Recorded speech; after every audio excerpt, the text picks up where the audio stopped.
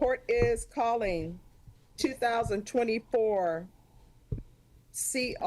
Hey everybody, welcome to Court Addict with ATX Alli. ATX Alli is the picture of the dog above. She's hidden in the background. First video we're going to jump into, we stole a video from someone named Texas Girl, does court videos. Cool new channel, check it out. You want to say hi to everybody, Alli? Hey everybody, yeah, I'm so glad you guys are able to come out to me. I got several really good videos tonight, and a couple cool stories that we're gonna go a little bit long tonight. We're gonna try to do like 2 hours ish. So I'm glad you guys are all here and are gonna stick with us, and it's gonna be fun. So let's watch. Yeah, this one's gonna be good. I'm super excited. Okay, I'm going to go ahead and post over And to... wait, hold on 1 second. Who sent me this? Kim. Kim sent me some of these videos. So thank you so much, Kim, for sending me these videos. Some of them were from you, and I really super appreciate it. You'll know which ones you see. But, okay, now go. Okay, I'm going to post in the other YouTube channel just in case someone missed it over there, and tell them to come over here. Gotcha. All right. Are 010330. State of Texas versus Galaxy Guerrero Alvarez. Can I have parties announced for the record for the state? Sandra Vargas for the state. James Seeloff for the defendant. And are you Miss Alvarez? Yes, Your Honor. Okay, so parties for the discovery acknowledgement, I have a PF number. Is that the same case? Yes, Your Honor. Yes, Your Honor. All right. So counsel, have you received all of the discovery? Yes, I have, including all the misdemeanor cases that we're going to take into consideration. All right. And did you review that with your client? Yes, I have up to what they have. All right, court will find that the state is in compliance with discovery. Ms. Alvarez, did you review the application for deferred adjudication with your attorney? Did you understand it and sign it? Yes, Your Honor. Did you review the true bill of indictment with your attorney? Did you understand it? Yes, Your Honor.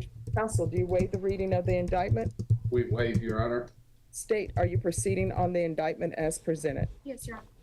Ms. Alvarez, did you review the court admonishments with your attorney? Yes, Your Honor. Did you understand it and sign it in all the appropriate places? Yes, Your Honor. Did you understand you're charged with injury to a child elderly disabled with intentional bodily injury? That's a third-degree felony. Range of punishment is anywhere from 2 to 10 years in prison and up to a $10,000 fine. Yes, Your Honor. If you have a plea bargain agreement with the state, the court does not have to follow your plea. If for any reason the court does not follow your plea and gives you more than you bargained for, the fact that you entered a plea will not be used against you, and you will be allowed to withdraw your plea. Did you understand? Yes, Your Honor. Did you understand you have a right to jury trial, a right for you or your attorney to cross-examine and confront any witnesses the state would call, and the right to remain silent? Yes, Your Honor. Did you understand by entering this plea you were giving up those rights? Yes, Your Honor. And did you intend to give up those rights and enter into a plea in this case? Yes, Your Honor. Did you understand if the court were to grant your application for deferred adjudication, if for any reason your deferred adjudication were revoked, the court could find you guilty and sentence you up to 10 years in the prison and up to a $10,000 fine? Yes, Your Honor. Counsel, has your client been able to provide you with any defenses? Yes, she has. Do you believe she has a rational as well as a factual understanding of the charges against her? I believe she does. Do you believe she's currently competent and was legally sane at the time of the offense? I believe she was. Ms. Alvarez, has anyone threatened you, coerced you, or placed you in fear to get you to enter this plea? No, Your Honor. Anyone promised you anything other than the plea? No, Your Honor. Are you satisfied with the way you've been represented? Yes, Your Honor. Are you a U.S. citizen? Yes, Your Honor. Court will find that defendant has knowingly and voluntarily waived her right to jury trial. Did you review the plea bargain page with your attorney? Did you understand it? Yes, Your Honor. According to the plea, there's a $1,500 fine. State recommends deferred adjudication. They're taking in consideration 2024 CC 736223, 2024 CR 00963, County Court Cause number 731512, and there's an affirmative finding of family violence. Did you understand with an affirmative finding of family violence, you're not allowed to own or possess any weapons or ammunition? Yes, Your Honor. Did you understand with an affirmative finding of family violence, you're not allowed to be designated as primary custodial parent? Yes, Your Honor. Did you understand that to be your plea? Yes, Your Honor. Defense, is that the plea? That's our plea. State, is that the plea? Yes, Your Honor. Did you review the waiver of appeal paragraph with your attorney? Did you understand it and sign it in both places? Yes, Your Honor. Did you understand by signing that you're waiving your right to appeal? The only items that can be appealed are written pretrial motions that have been filed, heard, and ruled upon by the court. Did you understand? Yes, Your Honor. Counsel, have there been any such motions? Counsel, have there been any such motions? No pretrial motion, Your Honor. Outside the agreement, the state is requesting that your community supervision be for a term of 4 years, that there be 40 hours of community service restitution. There's to be no contact with Alice Martinez and Marina Anzaldúa, anger management, TAP evaluation, follow all recommendations from the TAP evaluation. Did you understand those were recommendations from the state and the court does not have to follow those recommendations? Yes, Your Honor. Thank you. Then to the offenses charged, how do you plead? Guilty, not guilty, or no contest? Guilty. State any evidence? Yes, Your Honor. State offers State's Exhibit 1 and all attachments. No objection, Your Honor. And state, have you spoken with the complainants? Yes, we have. All right, you may be excused. Off the record for a moment. Marco, Yes, sir. the case that was dismissed, the CC, I believe that's a county court cause number. Okay, all right. We're back on the record. Did you review the waiver with your attorney? Did you understand it and sign it in all the appropriate places? Yes, Your Honor. Again, did you understand you have a right to jury trial? Yes, A Your right Honor. for you or your attorney to cross-examine and confront any witnesses the state would call and the right to remain silent? Yes, Your Honor. Did you understand that today the state will be presenting evidence in the form of witnesses' statements and police reports? But most importantly, there'll be no live testimony. Did you understand? Yes, Your Honor. Court will find that defendant has knowingly and voluntarily waived and consented to stipulation of testimony and stipulations. Court will accept into evidence states exhibits 1 and attachments or review the same.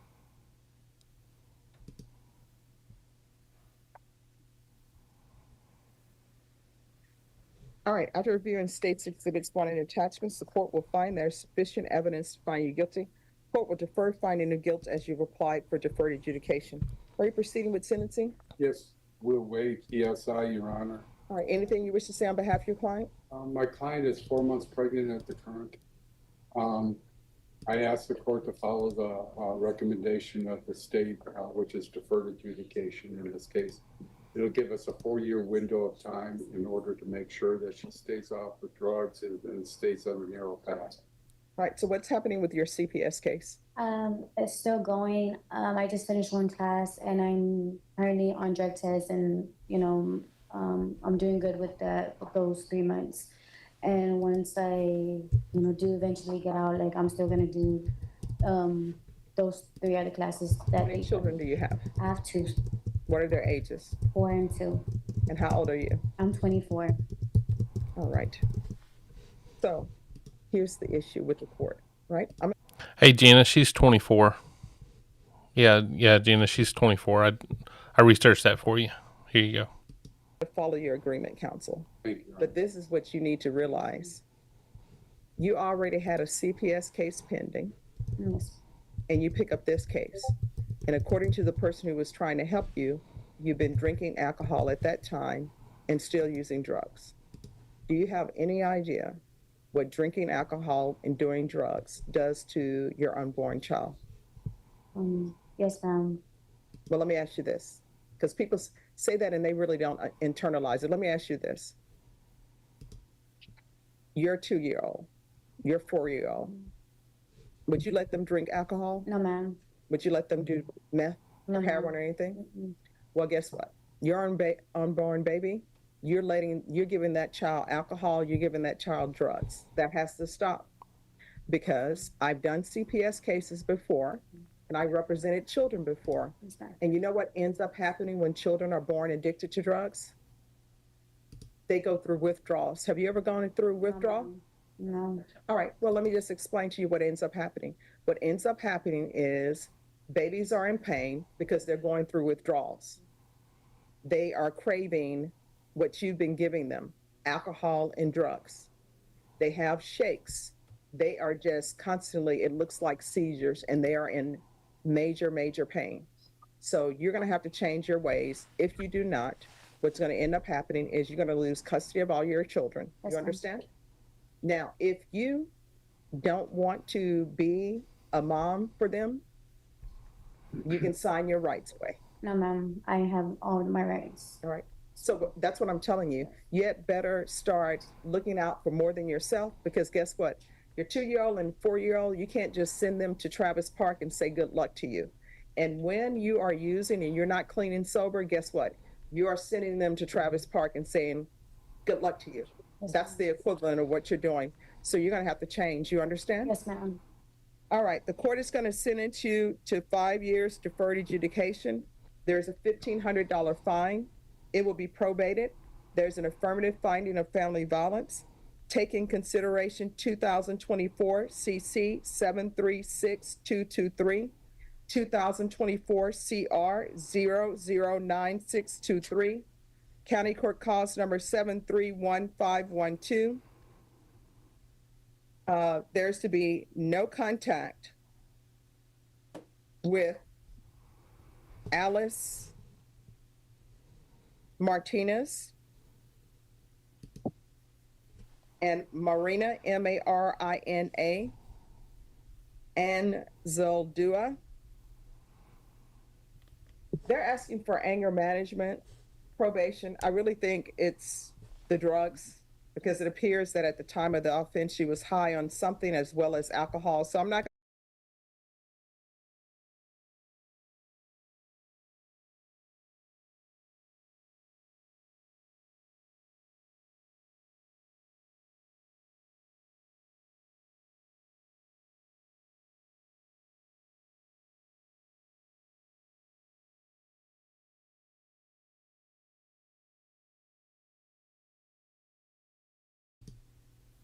And I'm going to want a referral to felony drug court in custody.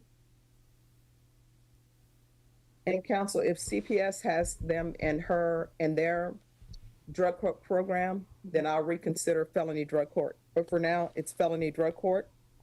There's going to be 80 hours of community service restitution. I'm going to order parenting classes.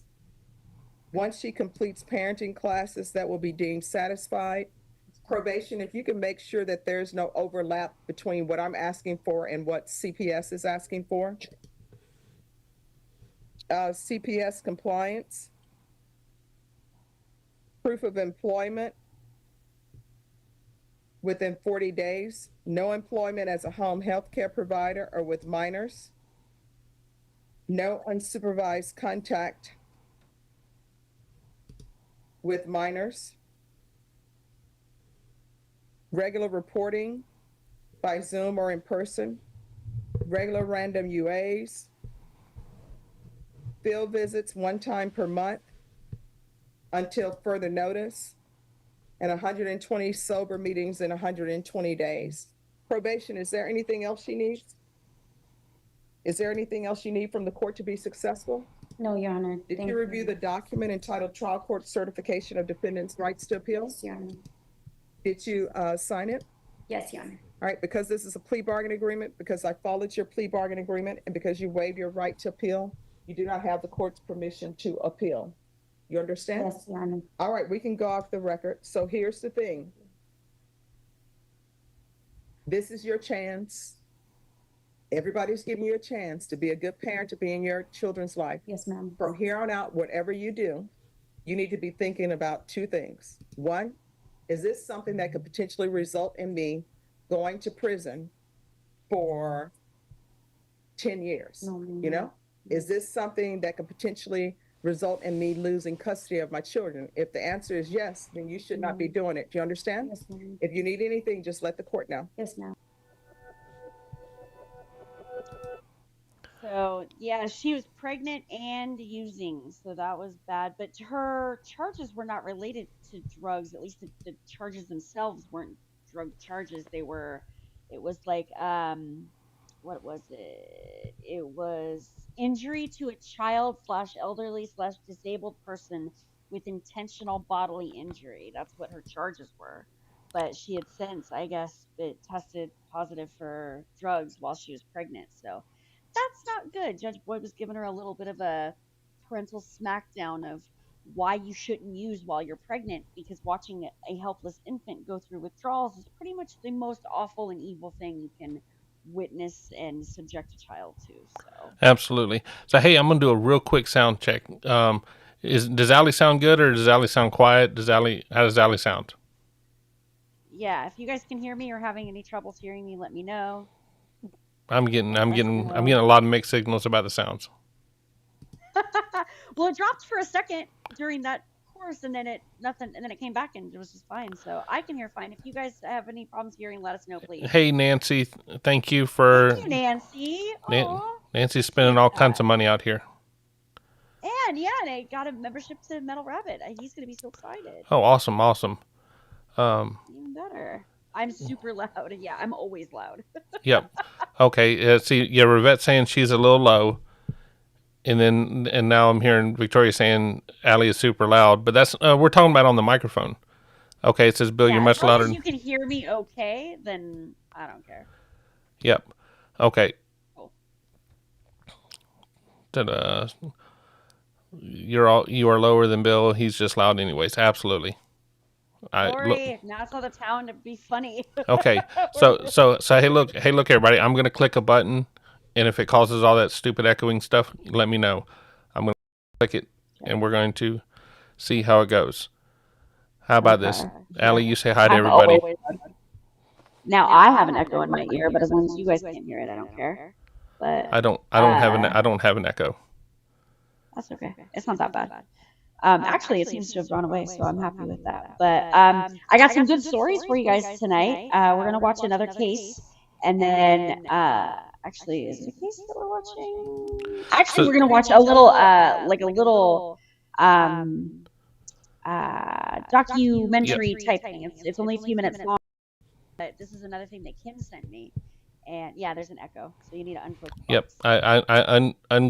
I'm trying to think of the word. Uneffed the button I effed up by pressing. Yeah, uneff it up. Yep. Okay. Anyway. Yeah. It's back to that. So I'm going to lower my volume, and we're going to see how Allie goes. Thank you for sticking with us while we go through these wonderful tech issues. One of these days we'll get it all dialed in, and then we'll be golden. So I appreciate you guys sticking with us while we figure it out. Now you're quiet. That's okay. I can still hear you. See, we'll get it all dialed in, and then we'll change it up again. So, but yeah, Scott, Right. it's great that you say that. The first month that I was doing this, everybody was complaining that my volume was too low. So to have the volume too loud, I'm happy. So Yeah, that we at that's least solved easy. that part. Now we just got to get Allie to figure it out. But Yeah, I hey, know, right? Lori I Loves Law, knew what I was doing. Lori Loves, thank you so much for coming out. Victoria, Nancy, KK, Scott, John the Beagle Dad, Rivette, thank you everybody so much. It really does mean a lot to us.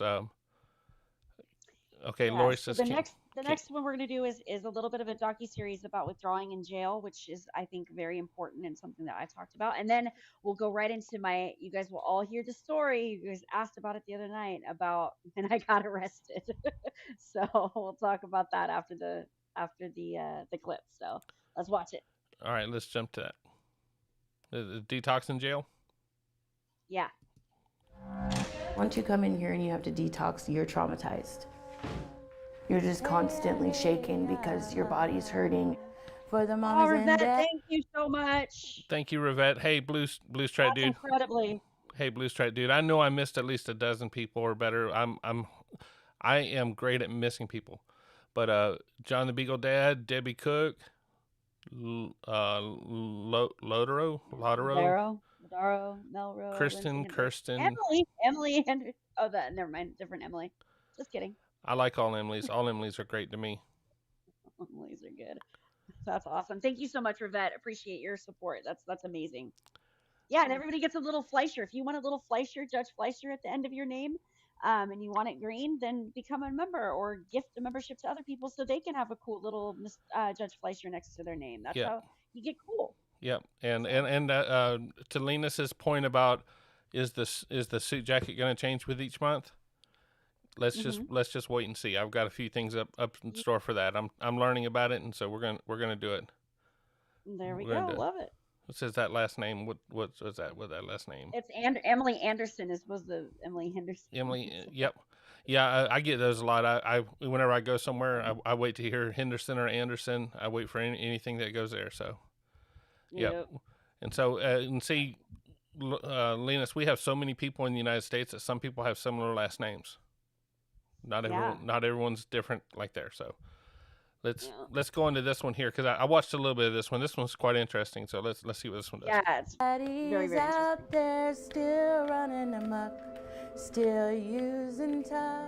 Some people get a fever, some people are throwing up, but being on Suboxone makes it 100 times easier. Hey ya. Jails do sometimes provide some basic care for people in withdrawal, but that can often be Gatorade and an ibuprofen. And they're not really fundamentally providing the treatment that somebody with an opioid use disorder needs. That's all they offered me. In Bellingham, Washington, a recent class action lawsuit by the ACLU may impact how inmates across the country are treated for addiction. Whatcom County has changed dramatically over the last 15 years. It's still a great community to live in. It's a great community to raise your family. But like the rest of the country, we're experiencing a heroin epidemic that has entrenched itself here in our community and is affecting crime. It's destroying lives and it's destroying families. It's something we're very focused on eradicating here in our community. I've been working for the Sheriff's Office in the Corrections Bureau in the jail since 1981, so that's going on 39 years. Approximately 70 to 80% of our offender population has some issues with some type of substance.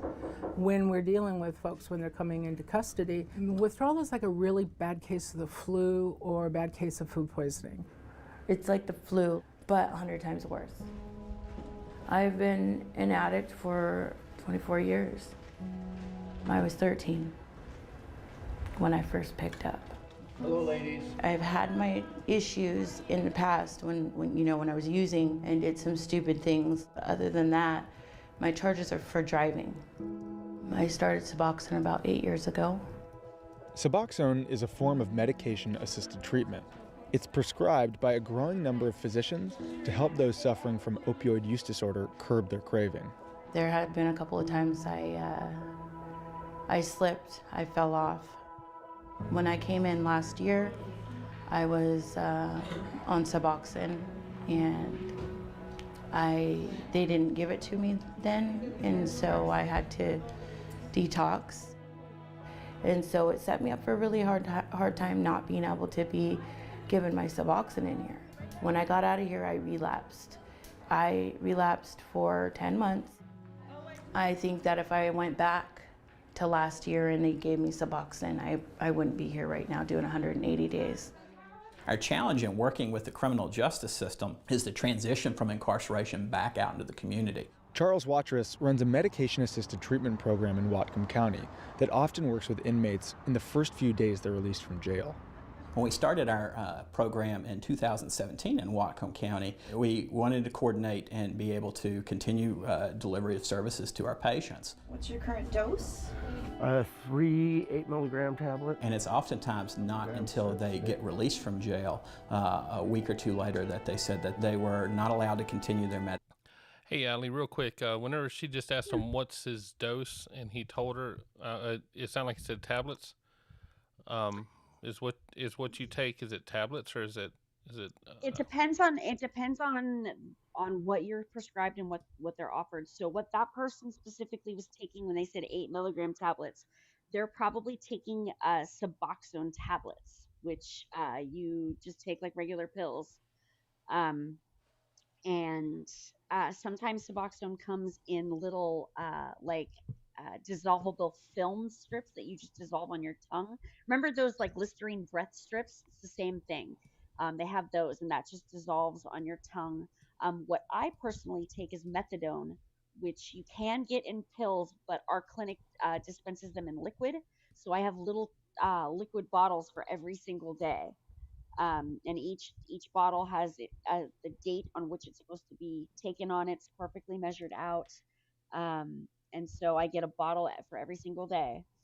And when I go to the clinic, I take a dose there, and they just put it in a little cup, and we just drink it in front of them and drink water. Went through the horrible withdrawal process, and Okay, I guess the TV thought we were done with the story.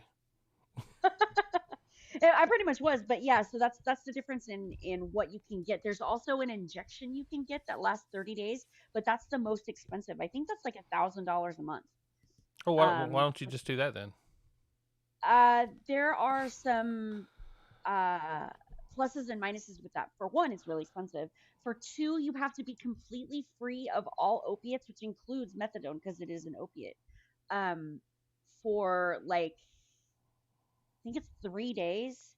Otherwise, it'll throw you into precipitated withdrawals. That pause I was telling you, PAWS, precipitated acute withdrawal symptoms, what that stands for. It'll throw you into that immediately, and you'll get hospitalized over how sick you are. It could kill you. Like withdrawals, no laughing matter, but yeah.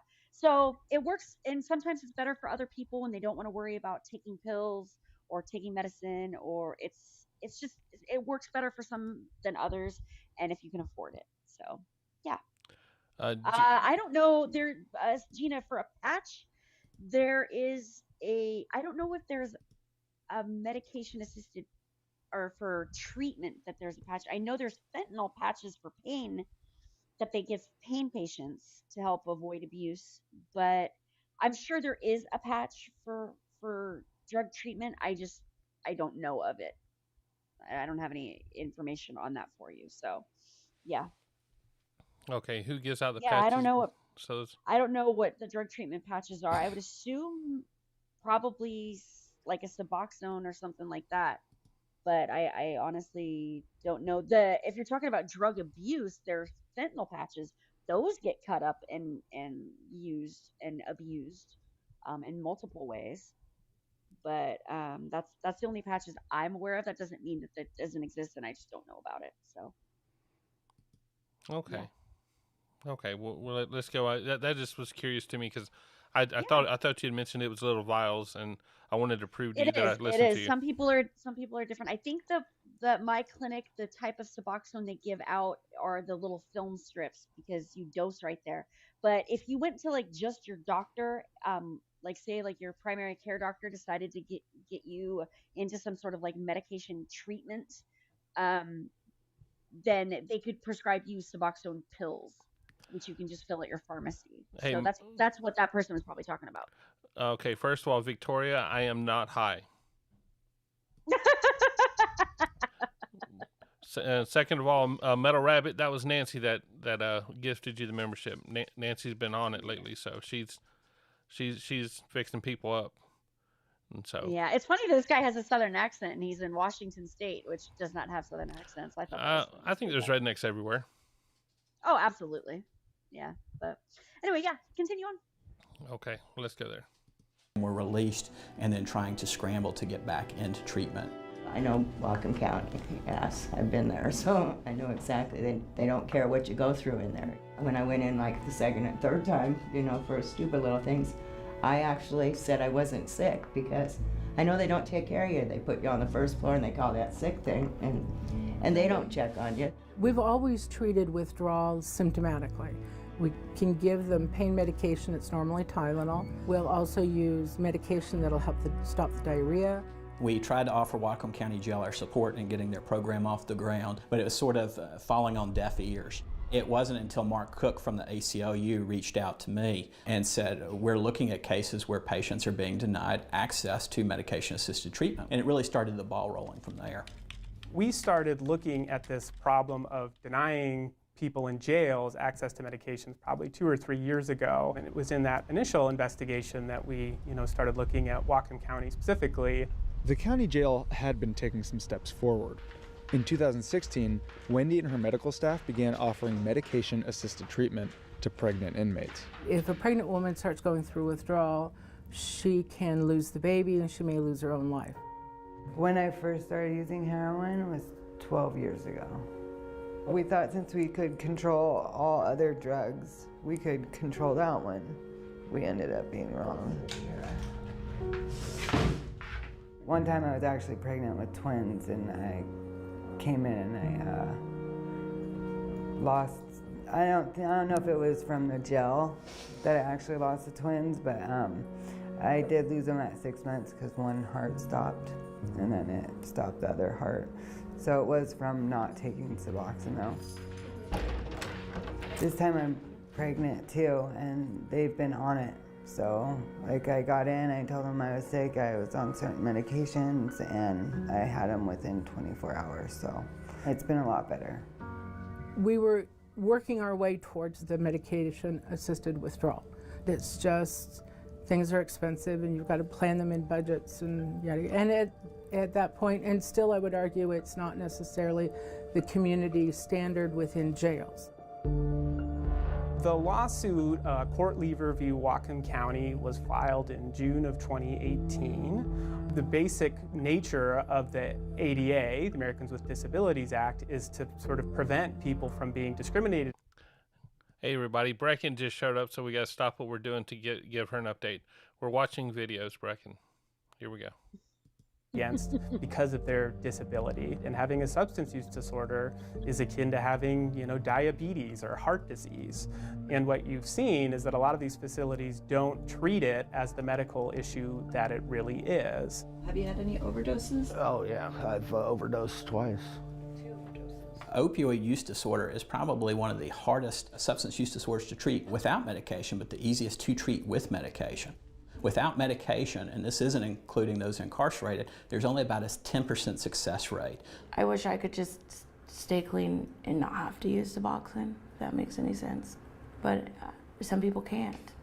One thing I would like, for the judges to understand when people come in and take care of their warrants, and this is why they ran for a couple of years, because back in 2018 or 17, they were forced to detox in jail. That's my issue. The basic crux of this case is that people on MAT should be able to stay on that prescription medication too. In April of 2019, Whatcom County settled the class action lawsuit with the ACLU and agreed to begin offering medication-assisted treatment to inmates suffering from opioid use disorder within 90 days. Money that might have been spent in a lawsuit is now being spent on this program. I think it's a more humane way of dealing with people who have a very, very serious problem. And I'm lucky my sheriff does too. We've agreed to the court retaining jurisdiction of that issue for another year so that they're certain that we're moving forward and fulfilling the commitments that we made, and that's just what we intend to do. I think people have heard about the lawsuit and the results of it and said, well, I guess we better get on the bandwagon. As of July 2019, the ACLU has successfully challenged jails in Massachusetts and Maine to begin their own MAT programs. The states that have incorporated medication-assisted treatment into their prison system have had wonderful numbers coming out. They show a significant decrease in recidivism once they're released, a significant decrease in mortality once they're released, and a significant increase in treatment engagement once they're released. So there's a lot of evidence that points towards medication-assisted treatment. So how about if we just do our check-in? Where would you be without medication-assisted treatment? And what have you been able to accomplish? I'd be homeless for sure. I'd probably be dead. What have I been able to accomplish? Courage. To be me again. The biggest thing I'd like people to understand is not just our jail, but pretty much all jails aren't just punishment. They are, in fact, kind of the last social service agency for a community. God grant me the serenity to accept the things I cannot change, and the courage, Lord, to change the things I can. She didn't write that song. She stole it. You think so? I've heard that before. I haven't. I haven't. So that's the end, right? Yeah. Yeah, that's certainly the end for me on it. So a couple things I wanted to talk about this. So part of the way they were talking about the lawsuit money. So instead of the jails getting sued and then paying out all this money for lawsuits because people have died in custody, they're using that money that would go to a lawsuit instead to start programs in the jail, which is great. Get ahead of it so people don't die and you don't get sued. That's kind of a smart thing. However, the opposite isn't true. And what I mean by that is there have been lots of lawsuits against the company Purdue Pharma, who created Oxycontin and also perpetuated the lie that it wasn't addictive. They have gotten so many lawsuits, and the Sackler family, who owns Purdue Pharma, has basically been eviscerated.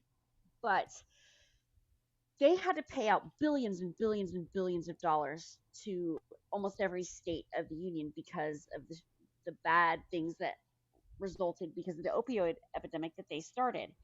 Now, municipalities, like say your local police force, are getting part of that money they're supposed to be using it for things like drug treatment or Narcan or drug testing, like, field testing drugs to make sure that they are what they are. Like you see when people get pulled over.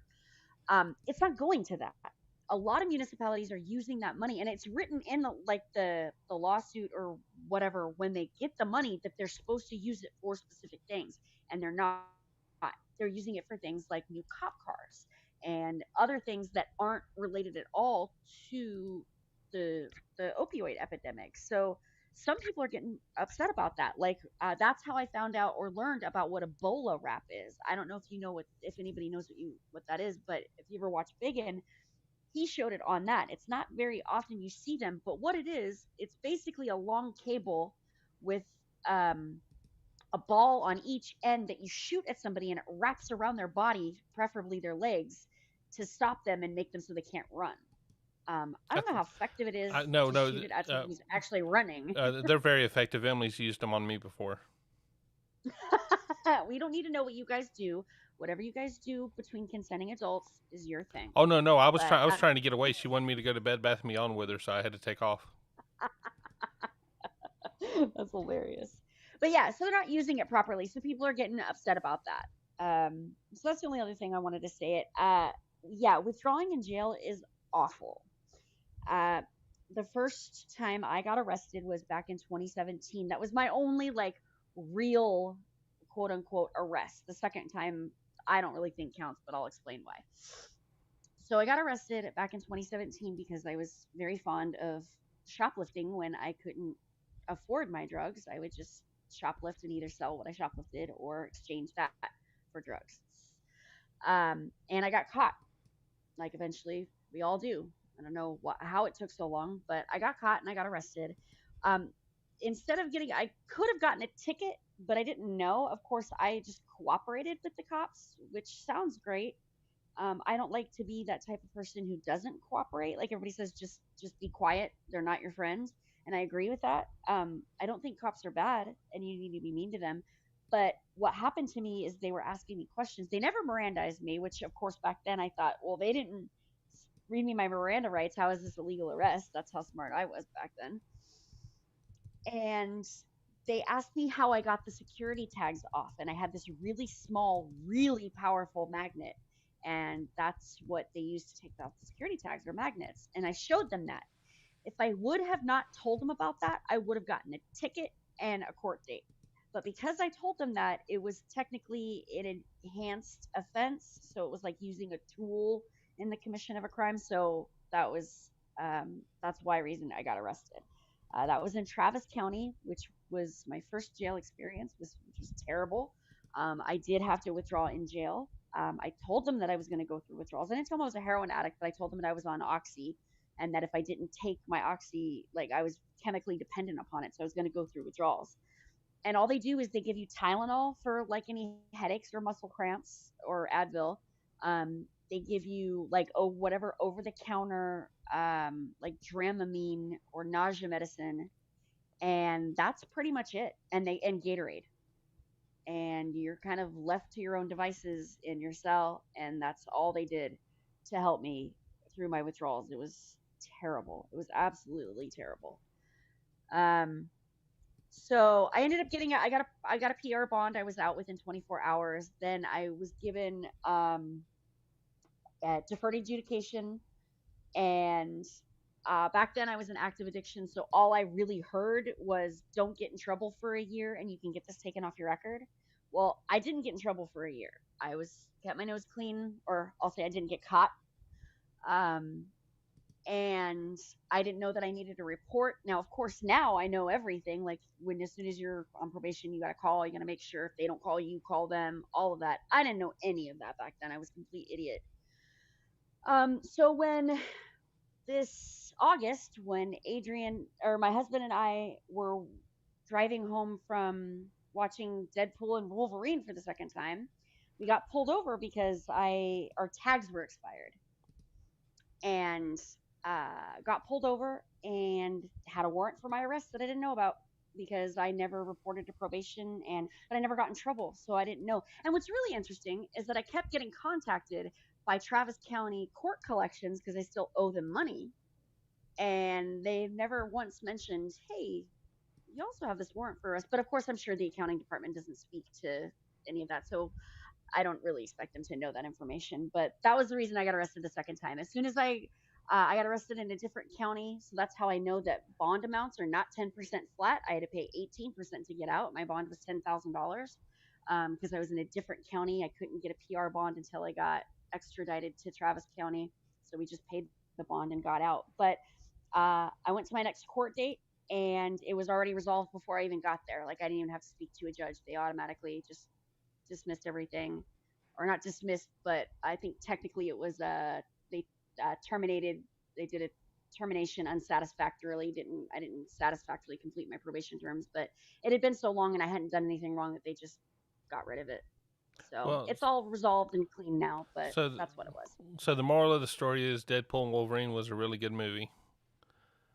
Yeah, and I have watched it 3 times, Bill. 3 times in the last 3 days. I have seen that movie because it's now on Disney Plus, and my husband just watches it over and over and over again. It's the benefits of having a good man. Yeah, so that's my story. That's my jail story. So Brecken's asking, why did you not replace your tags? How dare you? Because I'm lazy and stupid. Like, I don't know. Why does anybody not replace their tags? They're replaced now. I'm 100% legal now. Everything's golden, but yeah. And make sure to like and subscribe and all that other stuff. That way you get the notifications. Obviously, Lena's is not subscribed to the channel because she didn't get the notification. But if you want the notifications, yeah, and I put it in Discord. I did an everybody to Discord, so you should have gotten at least one Discord message if you're in our Discord. I think Linus was too busy looking at Crocs online. She didn't pay attention. Probably that tracks. Okay. Well, we got another video. This one's one where a singer named Jelly Roll is talking to the Senate or Congress or someone in government, Senate. And he looks the part of someone who would know about drugs. I don't know much about him at all, but he looks like he knows all about drugs.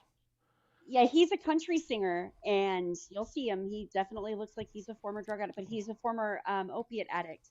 And so he was talking to Senate about a fentanyl bill that they were doing. I don't know the details of the bill, but I loved what he said, and Kim sent it to me, and I thought it was very appropriate for our show, so I wanted you guys to watch it too. Okay, so you're saying he's a country singer? Yeah, he's actually a country singer. His name's Jelly Roll. He's a country singer. He does a lot of songs. I think he's got a lot of songs actually about addiction and stuff like that. Yeah, he's great. Okay, I'm getting old. Really good. Yeah. Used to having a rock and roll band behind me when I have a microphone in front of me.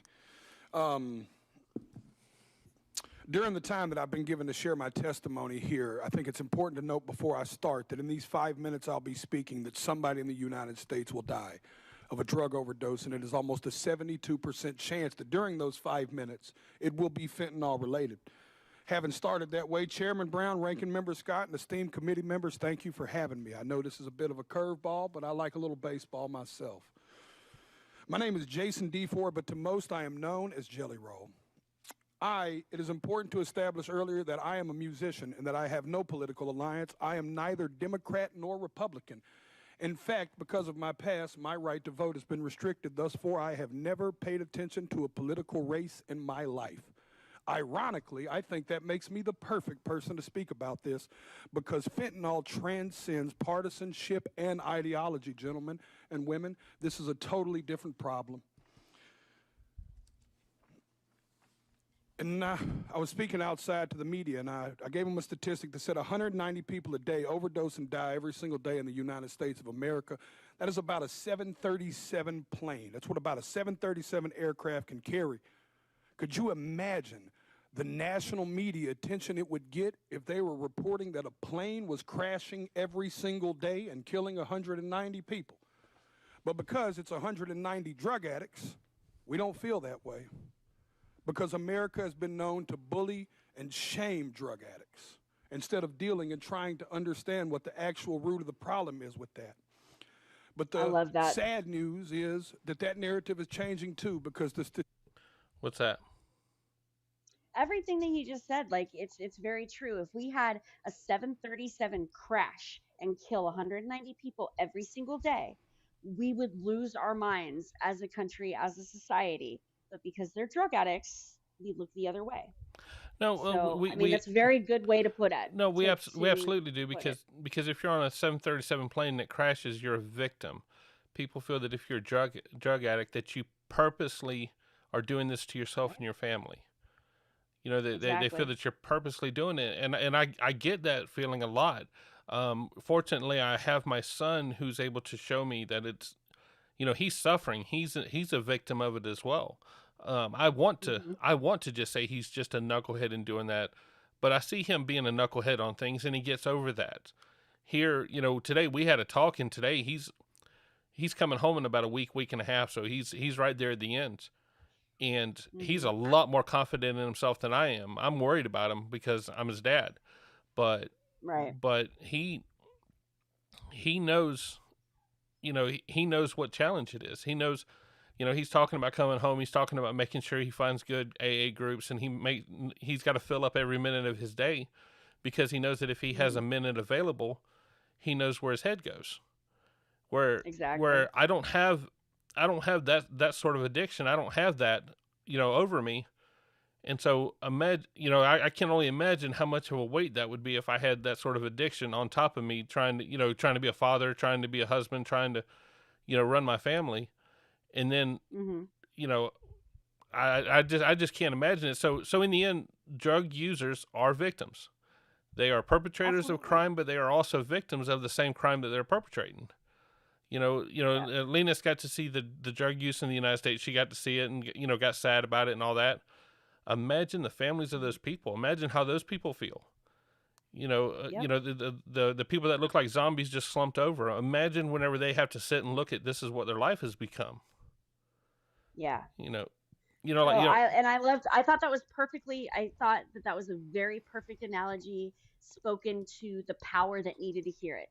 Like Senate needs to hear. If we came to you for Boeing, if Boeing came to you and said, we're going to lose a plane a day full of people, not only would that decimate the airline industry, but we would take it, we would like take note. We would do something about it. We would say, this is not acceptable, but it's addicts. So, oh well, like, come on. So there's a lot of things that we can do to prevent it. There's a lot of things that we can do to treat it. And I don't think we're doing any of it. So I'm glad that he is speaking truth to power where it needs to be spoke.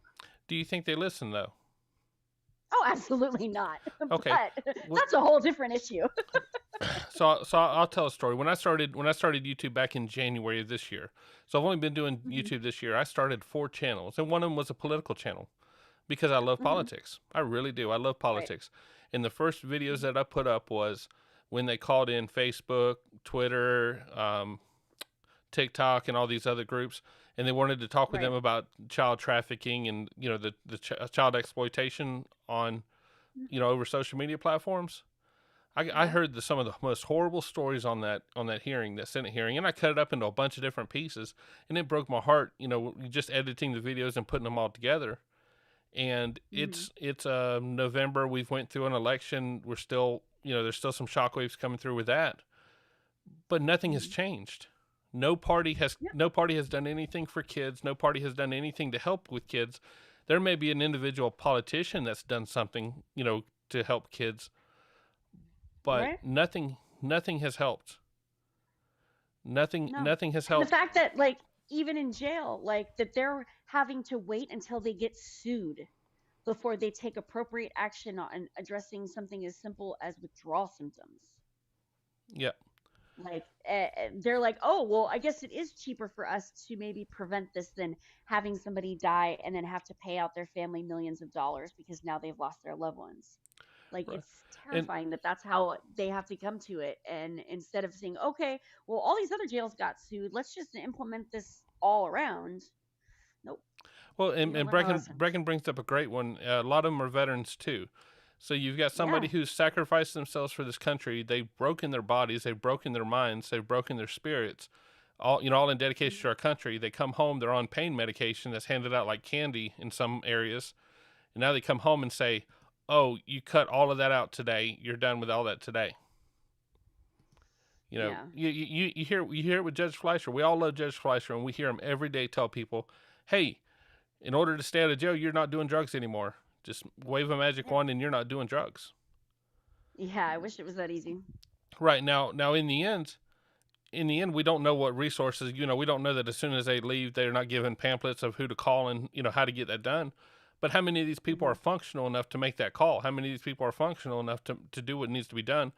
They go home in a panic, and then due to the panic, they end up using again, and they're right, in that right circle again. And so, Yeah. Let's finish this up, and then I'll tell you about my new trigger.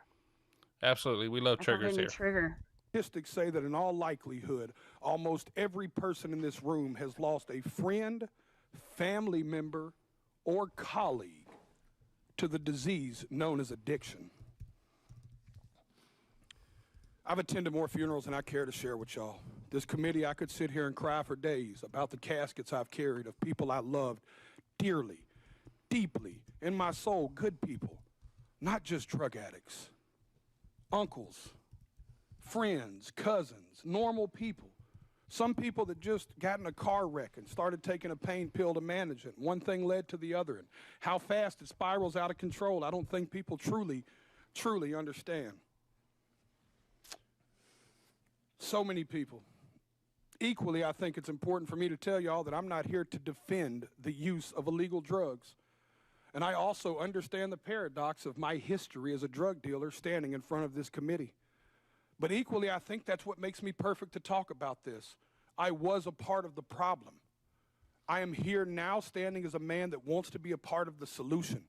I brought my community down. I hurt people. I was the uneducated man in the kitchen playing chemist with drugs I knew absolutely nothing about, just like these drug dealers are doing right now when they're mixing every drug on the market with fentanyl, and they're killing the people we love. I'll be honest with y'all, my desire is to only get older and only do better and be better. I believed when I sold drugs genuinely that selling drugs was a victimless crime. I truly believe that, y'all.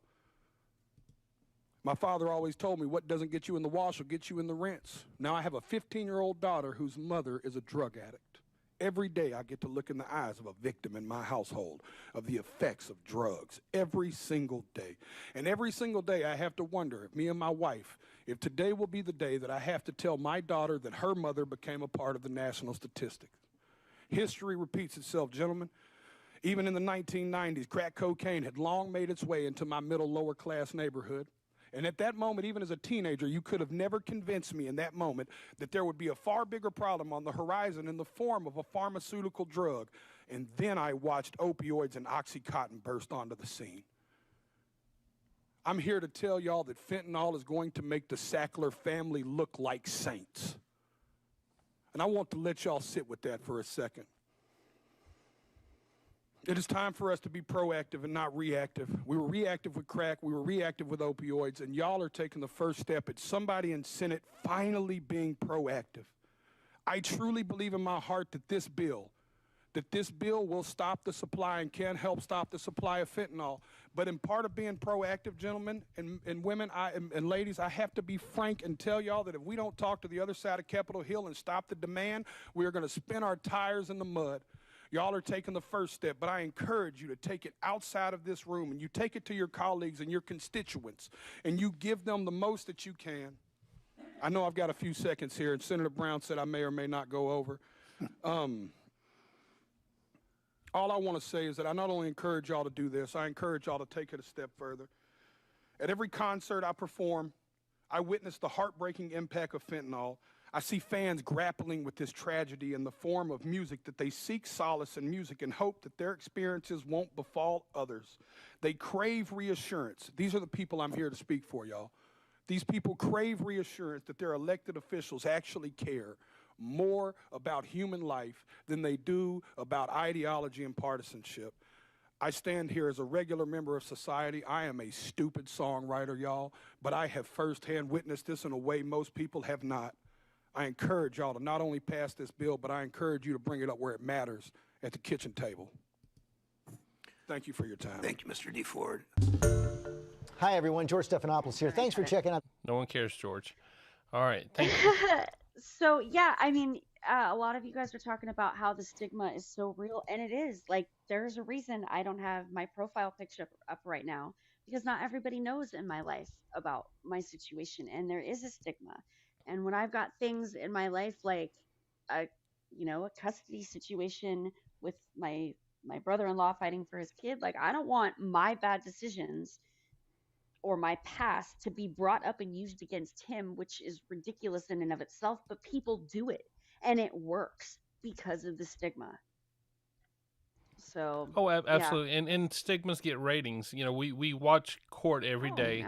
Yeah. Let's say a lot of this crowd is watching Judge Fleischer, and even today a guy comes into court, and because he has an alternate thinking pattern, it's oh great, we've got a soft sit. Oh great, we've got this. We've got that. And pretty quickly it becomes no. He's got mental limitations. He's got mental issues. But everybody wants to see the show. Everybody wants to see the craziness. And like with the Jelly Roll, look, if you asked me today, I'd say he'd fail a drug test. But that's just based on how he's looking. Exactly. Listening to him speak, you heard Jason speak. You didn't hear Jelly Roll speak. Right. And people are looking at that, and I think the congressmen and women are looking at, okay, look at that face tattoo, look at that face tattoo, look at that. He can't be serious. He can't have had a mistake in his past. He can't have done something silly. I'm having a thing. I'm 45 now, and so I'm getting to see that the people that were my age or 10 years old, even 10, 15 years older than me, that were getting the face and neck tattoos, getting the big holes put in their ears and their nose and everything like that. Now we're all getting old. Now we're a bunch of now we're a bunch of silly old people with holes in our face and tattoos all over us. And so, it's hard to it's hard to see some of that stuff. And so it's neat that as we age, we start to gain a different perspective on it. Because like my son doesn't have the judgmental part that I have, and I often wonder when he gets to 40, what is he going to say? I can't believe I didn't see that coming, because there's a lot of stuff that I don't see coming. Oh, there's things that pop up to me all the time that I like. It was just like the other day that I had put two and two together, that I realized, oh, maybe because of some of the things that I went through when I was younger, like in my childhood, maybe that's the reason that I was very prone to addiction. Like, things like that pop up all the time, are like, oh wow, I didn't realize how much that really did play a role in who I am now. So yeah, it's just, I get it. It's insane. I'll talk about my trigger. So, and things like that happen all the time and I hate the word trigger. I just do. I don't know why. But I did have one. I did have one this week, and it came out of nowhere. I don't have many, but for some reason this made me like so emotional, and just like it actually kind of scared my husband. He didn't see it. Like, he didn't understand it. I don't get triggered that often, so for this to like come out of the blue was weird for him. We were out shopping, and for my birthday, my father-in-law had sent me a gift card to Bath and Body Works. So we went to Bath and Body Works last night, and I picked out some candles, and I went to go pay, and the gift card didn't work. And it had said that it had a zero balance on it. And that doesn't seem like a very triggering thing, but when I was in active addiction, anytime we had a gift card sent to us, or anytime we'd get a gift card, I would take it and either say that it didn't come, or I would say that it wouldn't work, like there was no money on it, or there was an error when they rang it up. and I would use it and I would trade it for drugs or money for drugs. So having to explain to my husband, I can't use this gift card because it doesn't work. It's not loaded up, which is a true story. It was the exact same thing that I used to lie to him about all the time. And now that it's real and it's really happening, it was just terrifying to me because I didn't want him to think or have any doubt in his mind, okay, I've heard this before. Now what do I think? Is she just, BSing me about this? Should I be worried, or is that really what happened? And it is really what happened. I don't know if they didn't scan it right when my father-in-law bought it, but it has no money on it, and it was supposed to be a $50 gift card. And I threw away the receipt he sent me the receipt and everything, but I threw it away so I could minimize everything that was in my purse from this weekend when we were driving all over. I was like, oh, I'll just take it out of its package and just put the gift card in my wallet. I don't need the little cardboard thing or the receipt that comes with it. And turns out I did. So yeah, that was weird. It seems really innocuous, and it was, but it was very traumatizing to me. I was very upset. I didn't want him to have any doubt in his mind that I was doing anything nefarious. And I know he didn't. And he immediately was like, everything's fine. Like, I'm not worried about you. You're cool. And he tried to calm me down, but I didn't like being in that position. It terrified me. It just took me right back then. I hated it back then. I hated it now. I wasn't a fan. I did not like it at all. So that was my trigger. Yeah, I could see how that would be a trigger. Whenever I was a kid, I was a stupid kid, and I'd steal candy from the store, steal tapes from the store, just stupid kid stuff. And now, whenever I go in, me and my wife went to Home Depot earlier. I'm almost exaggerating as I'm scanning everything.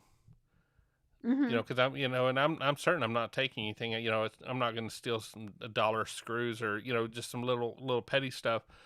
But watching the court and stuff all day, you're like, I'm not going to be caught up skip scanning on some stupid stuff. My luck is I would make the mistake. I'd have the cash in hand, and I'd end up getting caught up with skip scanning or something. Right. But earlier, whenever you mentioned the stuff that got you arrested, somebody had put in the comments. So I think it was Scott. I think it was. I'm almost certain. Let me talk to a lawyer. Mm-hmm. Absolutely. If I got 4 words, let me talk to a lawyer. Yep, absolutely. Yeah, absolutely. Yeah, don't get caught up at all. I'm going to explain to this cop because look, Biggin has a killing on his show. Biggin does great with people all day long, thinking they're going to talk the cop out of getting arrested. Yep. He has a very entertaining show with people just constantly thinking, I'm going to talk that police officer out of getting arrested. I'm going to explain my case. I can't stand up, but I can talk that police officer into doing something different. Exactly. And so, exactly. Look, that police officer. Debbie. Huh? Go ahead. I was going to say that police officer is a hammer and you are a nail.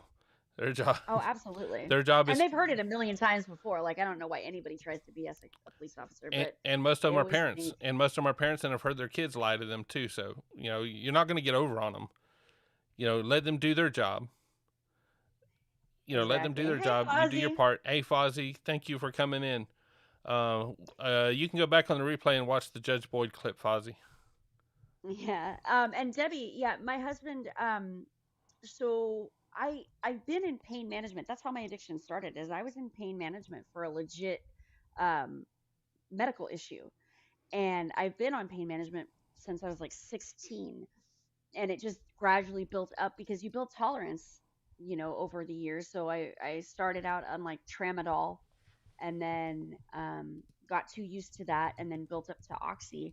And then when I got divorced, I indulged in the fun part of oxy more than I should have. And then I got way too dependent on it chemically. And that's how my addiction spiraled out of control. I was divorced. I didn't have somebody there telling me, those guardrails telling me to behave myself. I was only answerable to myself. It was my money. Then I met my husband, and it was still kind of on the back burner. He didn't know about it. My husband did not know anything about my addiction until he found me, and that was the last time I ever used. And that was 3.5 years ago. So he didn't know the entire time, and he's got a lot of issues with that. Like, he's like, how did I not know? Am I just the world's biggest chump? Like, he's not a fan of that. I did a number on him, but he's also the most amazing, loyal person I've ever met in my life. And he has stuck by me and has been the most amazing, incredible person I've ever met and could ever ask for. He says all the time, you owe me a life, whether that's with me. He's like, if something happens to me, you still owe me a life. You have to live your life as big and as well as you possibly can. And I do. And I owe him that life with him. He's amazing. He's my best friend. He keeps me in stitches. He's hysterically funny. The greatest support system, the greatest supporter, and my best friend in the whole world. So, Yeah. KK, that would be high school. I wasn't the college type, if you know what I mean. yeah. And so now, earlier today in Discord, I shared my son-in-law's crocheting a sweater, and Nan made the sweetest That's so cool. I crochet all the time. I've made a ton of things, so I saw that. That was super cool. I loved it. Now this guy has a doctorate degree and a really good, high-paying government job. I'm just saying, got a great job. You literally couldn't ask for anything better, and it's actually so great I can't even talk about it. And then you see him crocheting stuff and doing the weirdest damn things, and it just lets you know it's a different generation. You know, he treats my daughter like gold. They have a great life together, and it's the weirdest thing. It's the weirdest thing. But we've got one more video. This one's kind of long. This one's 38 minutes long, so you're gonna have to break it up. It is. It's a body cam video, so and this chick is gone. Like, she is very, but it's kind of an interesting one. It's not necessarily sad. It's just an illustration of how crazy people get when they're on meth. So I think it's more entertaining. We'll talk about it. It'll be fun. Okay. It's not as downer as the rest of them, just because of the entertainment factor of seeing somebody. All right. Hey, Debbie, I don't know if you saw my message there. Get up with me off of the on Discord or something. I put my phone number in there. Text me or something. Get up with me. You live fairly close to me. I need to talk to you about something. So, I'd love to get a hold of you about that. Hey, I just noticed that I was on Top Chat. So make sure you change your chat over to live chat. That way you get all the messages, and you can actually get both sides of the story. And so let's see here. I got a thing for that for you. There you go. And so Victoria, everybody's gonna see how bad the delay is. They're gonna see. I just posted that. Yep. Like, wow, Victoria, I got to see you texting that Linus was working in Court 5, but I didn't actually see her working in Court 5. I'm going to go out with a Judge Fleischer clip of you and Linus at the end of the court, but while I was editing, I didn't watch it. So I just saw that y'all clipped it out and said that'd be neat to end the show with, and ran on with it. So we're going to get to show everybody that. Nice. Awesome. All right, let's have fun. Let's watch this one and laugh a little bit. I mean, we'll it's laugh still sad, but... Yeah, it was sad what I saw, so let's check it out. Yeah. I just my heart goes out to these girls because, like I said, I used to pick them up and take them off the street when they get like how I am now, and I see them out there like that. I used to, I would get a good date and I would tell them, come on, let's go. And I'd pay and buy them something to eat, get them a pack of cigarettes, buy them something to drink. I'd get their dope for them, their own dope, both when we get there. Yeah, this is a lady of the night telling the cops her life story, apparently. See that? Hey, just to give you a heads up, that little right there. Hey, just to give you a heads up, that little music right there is enough to get it demonetized. Are you serious? Wow. Yep. Now, in the end, I don't care. It's it's pennies. In the end, I truly y'all. I did this for 6 months for free, and so I'm obviously not doing this for money, but. Right. Just so you guys are aware, whenever you have to hear some horrible techno music or some horrible garbage music, that's why is people want to be safe on YouTube. Jen Hardy has her own music. Jen Hardy has music that she owns the rights to. I think it was a friend of hers that made the music, and when she plays when she plays her own music on there that she has the rights to, she gets demonetized on the video. Her own music, that's ridiculous. Yes, and she has uploaded the rights to it. She's uploaded the licensing for the music and everything, and she still loses it every time. That's nuts. And so, it's just YouTube wants to make sure they don't get sued. YouTube wants to make sure they don't have to pay someone.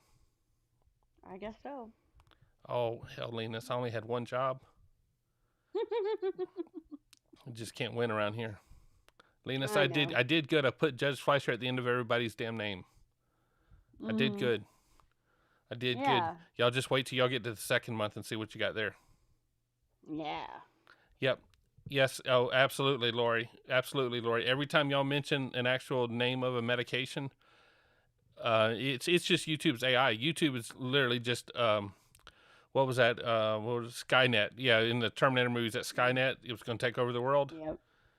Mm-hmm. That's what it is. And Breaking, you owe it to us now. You better get a hold of me. Let's do this. Let's do this. We've got it. We've got it. Yeah, definitely. But absolutely, give us a shout, Debbie, get up with me. I need to talk to you about just exactly what you're talking about. So let's do that. All right, let's get to this video, or we will never get done. People on the street who are suffering in a variety of ways on a daily basis. The sad thing about our society is that sometimes the only people who treat those individuals with any kind of dignity and respect are the police officers they encounter on a daily basis. That's what you're going to see on the video today. 911, what's the address of your emergency? I'm at Westgate Park and the parking lot portion of it on Parkside. And it looks like somebody is having a seizure or drug something. Are they in a car or on the ground? No, they're on the ground. They're actually just standing up right now. I don't know if she's OD'd or if it's a spasm or. But she's standing. Yeah, she's doing something really weird. Okay, let's get the paramedics on the line as well. Stay on the line.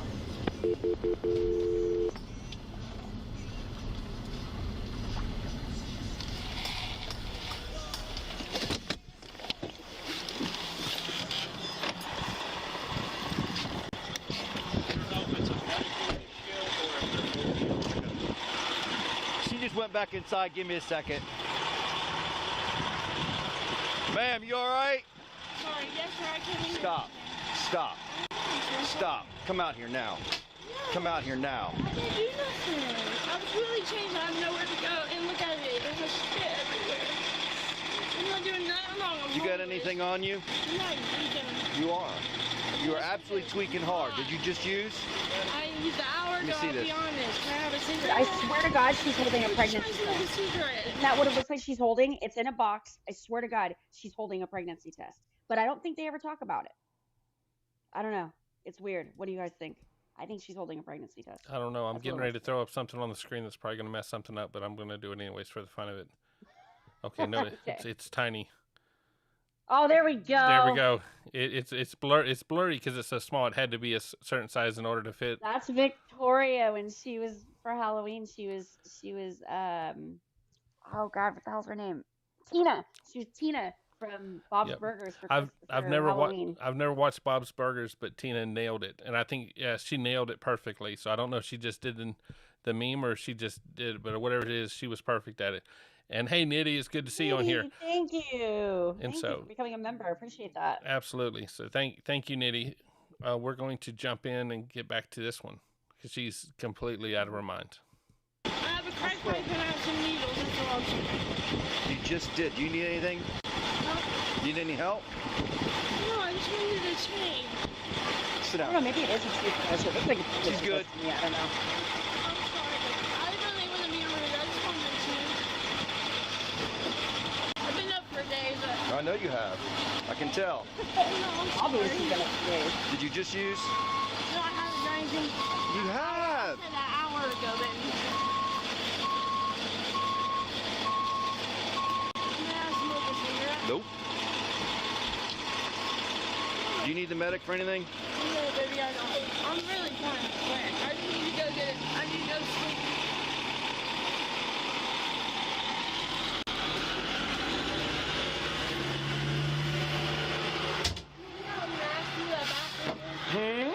See how nasty that bathroom is? I see something.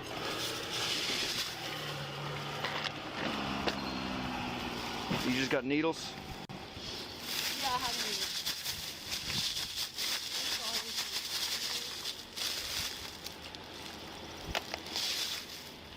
Meth?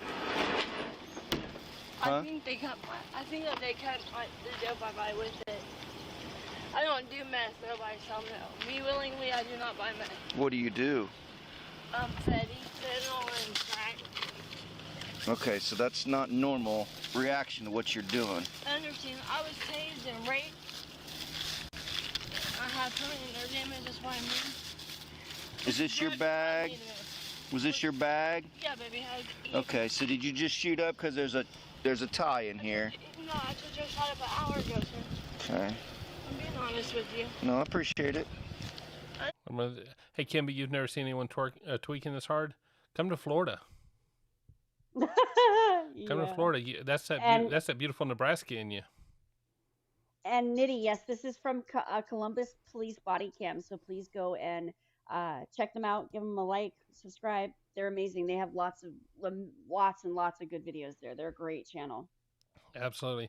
And so just to give y'all a heads up, me and Alli's we're gonna double up some efforts. We're gonna put in some more videos and we're gonna if you guys see anything that you're like, hey, Alli and Bill might check this out, send them to me. I love watching videos.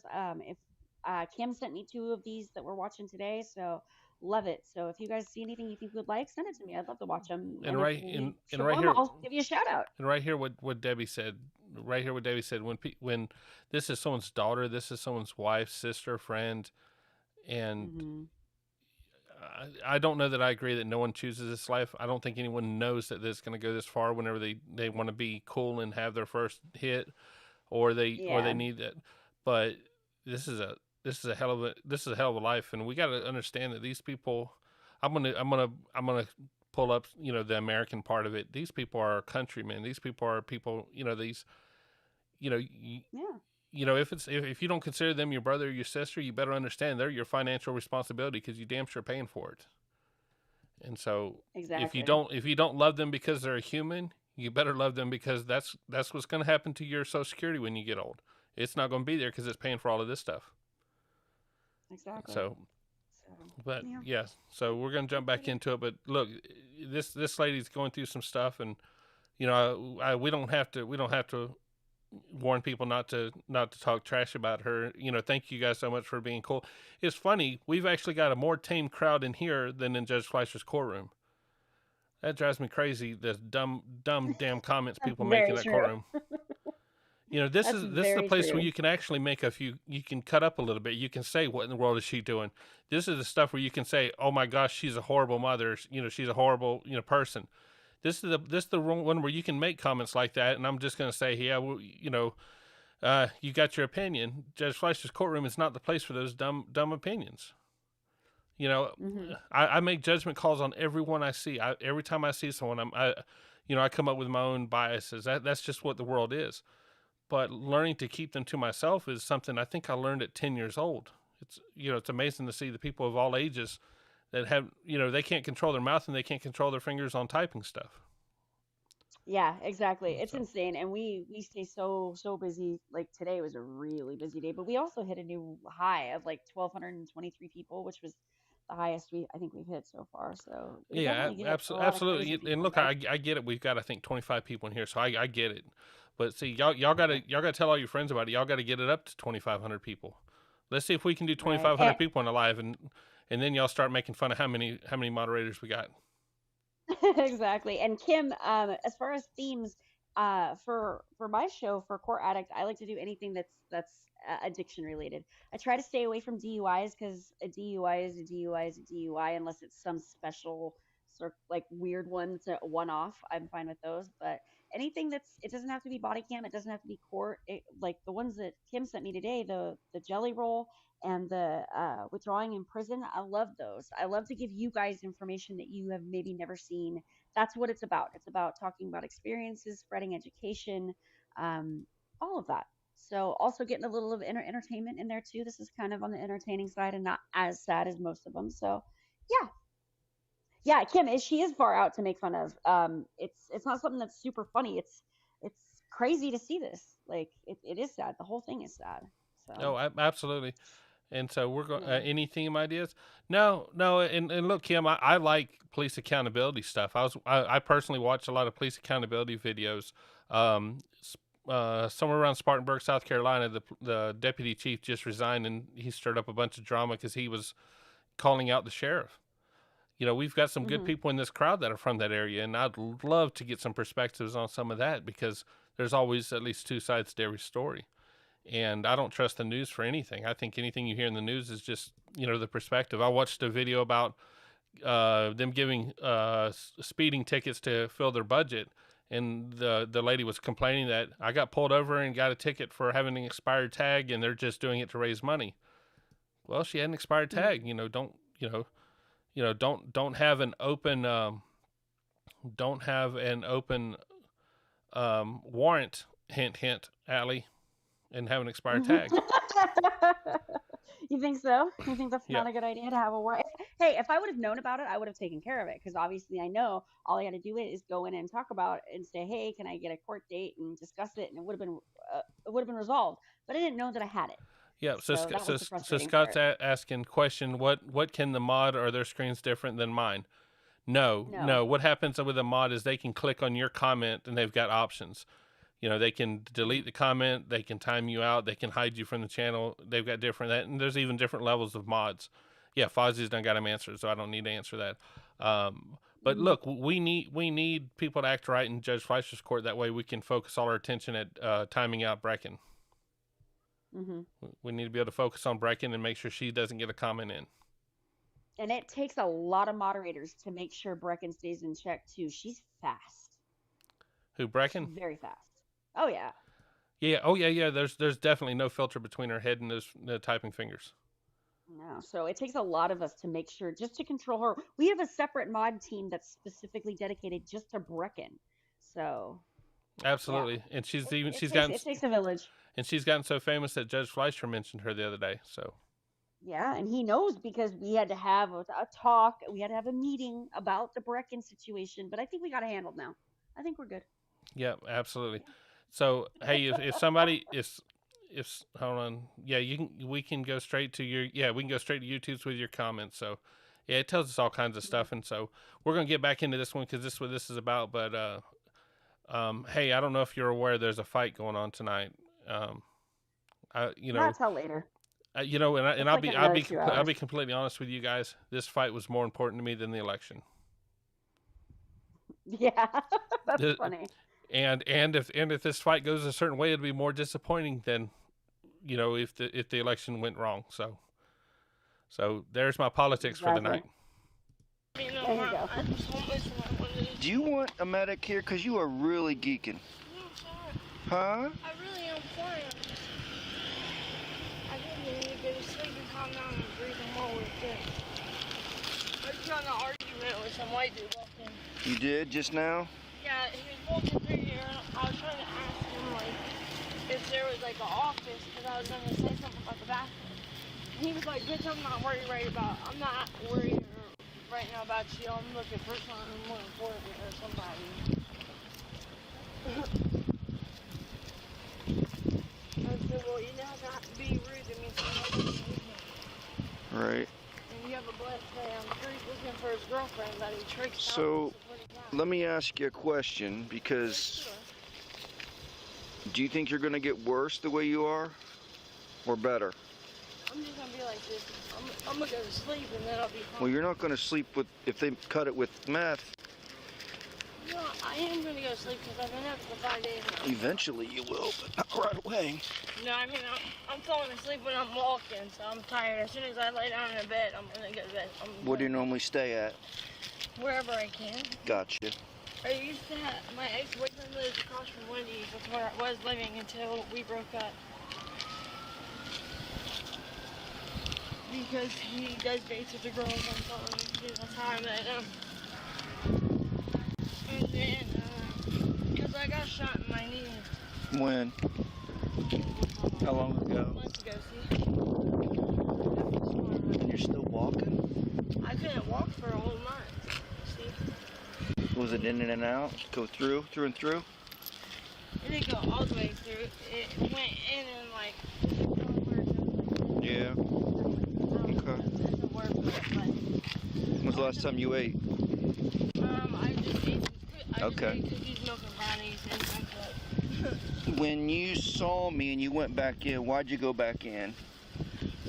Honestly, give me the truth, because you're not in any trouble with me right now other than these needles, and I'm not going to write you for them. I just went back in to grab my stuff and come back out to talk to you. I figured somebody called cops. And I was arguing with that man. I promise I'm not lying. So here's what I'm going to do. If I don't find any hard in here, I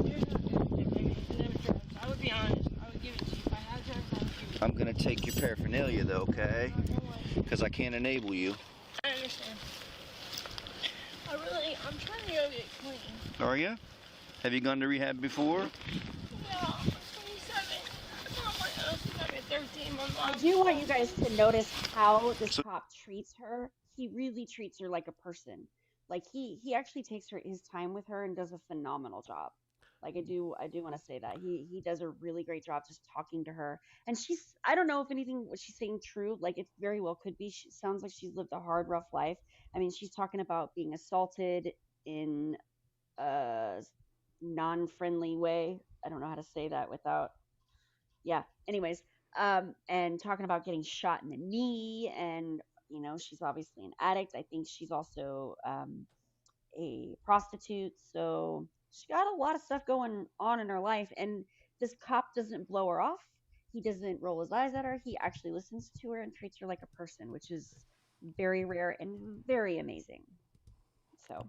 Yep, absolutely. How old did she say she was in her 20s? Did she say? Is she like 26 or 27, I think, or maybe 25? She's young. She looks a lot older than she is, but yeah, I think she said mid-20s.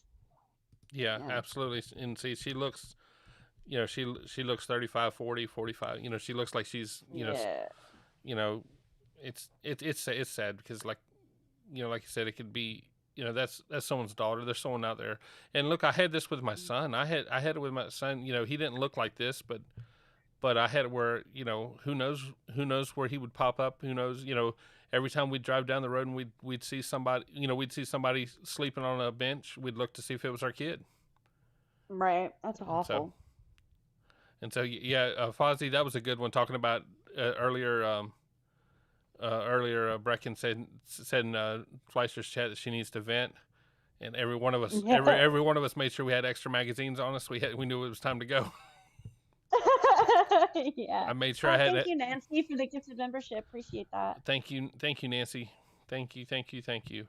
Rabbit V321, and so thank you so much, Nancy. They'll come and check us out. So Scott, being a retired medic, I had interaction with police, and there's a difference between being a cop and being a law enforcement officer. Absolutely, I'll be the first one to say I've met many good police officers. I've met many good people that truly care, and I have almost no love for police departments. In the end, they're a business. In the end, they've got a job to do, and their job is not in line with what my opinions of freedom are. Their job is not in line with what my opinions of how they should do it. But I've also never run a group of employees that big, and I've also not had to make policy like that. So, you got to defer to it, and you also got to look at. Most places have good judges, so you've got judges like Judge Fleischer who are going to look at it and say, that was a BS arrest. There's nothing to that. Go on home. And sometimes that's all it takes for someone to straighten up. Sometimes these disturbing the peace or jaywalking or stupid arrests that are thrown out in court, sometimes it wakes someone up to say, I don't even like the way that felt. I knew I was right and I didn't like the way it felt. I'm going to cut out the crap that I was doing that wasn't right. Or in some cases, it helps them get to the resources that they need and don't know how to access. I was talking to Linus about that being a very big difference between the United States and other countries, is that we have resources here. They're just hard to find, and they're scattered from hell to breakfast where you can find them. Like, there's so many different nonprofits out there that cater to certain specific things, and not just one place you can go to and say, this is my situation, what can I get? You have to go to, a billion different places to try to find out what you need. And that's overwhelming and sometimes impossible for people. Yep. So sometimes getting them in front of a judge like Judge Fleischer, who says, I have those resources, any resources you need, let me know and I'll get you hooked up with whatever you need. And that's all it takes. Like I've said many times, had I known that it was that easy to get into a methadone clinic, I would have done it years ago. But would you have known how good the methadone was for you versus, like with me, if I were to drink alcohol and someone told me, hey, you need to go to AA meetings, until you subjected yourself to that for a certain amount of time. I use my kid as another example. When he was just getting caught up in all the drama, getting arrested and doing all that, AA made no sense to him. It was useless to him. It was completely, pointless for him. Now that he's been sober for 8 or 9 months, he's talking about whenever he comes home, instead of looking for a job, the first thing he's got to do is find a good AA group. Right. And yeah, exactly. That's awesome. That's such a good sign too, though, that's his priority and his thinking. Like that's the perfect mentality you want to hear from him. So he's also talking about looking for girls too. Is that? Yeah. But Metal Rabbit, absolutely, it's not corruption. It's sloppy and greed runs rampant, and ignorance. Absolutely, I know a lot of these small departments here in Florida, even on the shooting side, even on the gun side of it, if they want to level up their skills, or if they want to do gun training, they've got to provide all their own ammunition. And so you take somebody, you take somebody who's on a limited budget already. And so that's why a lot of police officers take these jobs at malls doing security, at Walmart doing security, and all these other jobs. And how many jobs can you have before you're burnt out and just tired? Exactly. And so that sometimes can be its own problem. And then, it's just a sick cycle. Yep, absolutely. Yeah, Bracken, if you want to vent, send somebody a DM in Discord, and we can ignore it there too. Yeah, and your son's 22, right? Oh hell, no, 24 now. 24. There you go, Scott. He's 24. Yeah, 24. Yep. He's 24. And to relate to everybody, my daughter and her husband. I saw a Facebook notification where they've known each other for 4 years now. My daughter was, excited about, 4 years ago, I met this wonderful guy in my life. And my wife mentioned, so she goes, yeah, it was the same day that my son overdosed on Benadryl. Oh God. And I'm like, well, how in the hell do you relate events like that? And she goes, yeah, because they were wanting to talk to each other. In other words, everybody was, excited about her meeting him, but, we were dealing with that issue instead. And so, hey, that's the same thing with my husband. When there's a specific day in February, which is the day he found me, and every year around that time, it doesn't even register to me, because although that was kind of my low point, I really don't have a memory of that day. I have bits and pieces, but it wasn't as traumatizing to me as it was to him. And so he's the same way. Like, he knows that day. He gets very in himself. So I get it. I totally get that. And I'm like, how do you even know that day? And he's like, what do you mean, how do I know that date? That was probably the worst day of my life. I'm like, oh yeah, that's right. I'm an idiot. It is, and it's terrifying. I don't remember dates well. I have to, when you asked me about my son being 22, I literally I can remember, I know he's born in 2000, so, I was able to count it up from there. But if you ask me how old I am, I have to go, okay, well, I was born in 79, so I have to count up from there. And funny. So, all right, let's get back to this video. Let's play it. There's another question for you. And I'm going to be honest with you, okay? Do you want Shakeology? What are you doing Shakeology for? I don't know. For the nutrition? Well, you should, because listen. Well, that's what I mean. There's good stuff in here. I've never had them. I don't even know how to make them. It will help you be in good shape. I mean, keep you... Because what you're doing is going to deplete your body, so... I've already done that. I've lost so much. Yeah, I know you have. So here's my question for you. Do you want me to arrest you so you can go to jail and get clean? No, I just got out of jail, sweetheart. I don't want to go back. Well, you got to get clean. I you understand what I'm saying to you? Huh? No, you're going to end up dead out here. I know. And I don't want that. I don't want it either, but... Well, if you keep using the way you are... I get you. I'm not doing bad. No, I get you. You're just doing what you do. It's no problem. I know, I'm bad. I gotten bad, and I hate being out here. What's your name? I don't want to be out here. Kayla Goyen. Kayla? That was tattooed on me. Kayla Goyen. Klaus knows me very well. All the cops know me. Yeah. Eric and I are friends. Huh? We're friends. So here's why I say what I do. You're talking to me normal, which is amazing to me how the drugs work. Because you're moving around. Right, I can't help it. No, I know. It's the drugs. That too, yeah. Because your mind's working fine. Right. It's amazing to me. Copy. Absolutely amazing. I just gotta, I gotta sit down and calm down and breathe, and I'll stop eventually. I just got worked up, like I said. I started arguing with that dude, and when I started arguing and yelling, my blood pressure went high, obviously, because I was upset. That's when I just started moving like that. I wasn't moving like that before I got in that argument either. You can't do this in a public restroom. I apologize. Because you've got kids, you've got people, you know what I'm saying? Yes. And people need to use that. They've got kids, there's a shelter house here.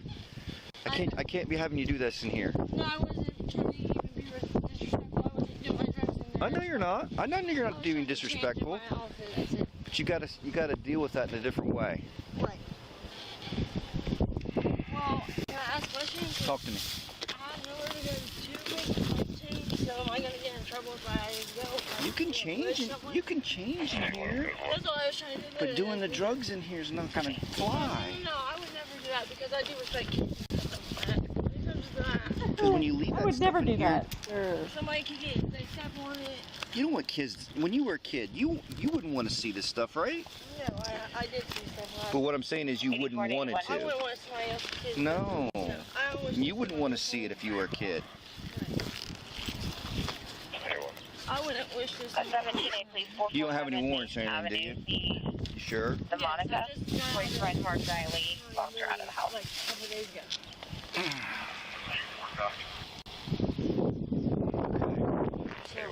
What else you but need? I just wanted to change and then I was leaving, and I'm very sorry. Where are you gonna go?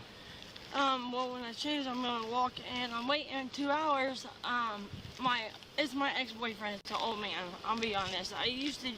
I met him doing dates with him, and then when I got shot, I couldn't walk for a month, and I had nowhere to go, so I lived in the back seat of the car. Are you gonna overdose? You sure? Promise. I swear, I only did a dime when I did it an hour ago. Yeah, and trust her. I was sick. I have a really high tolerance. Do you feel like you're getting worse though? Like, what do you mean? Like getting worse?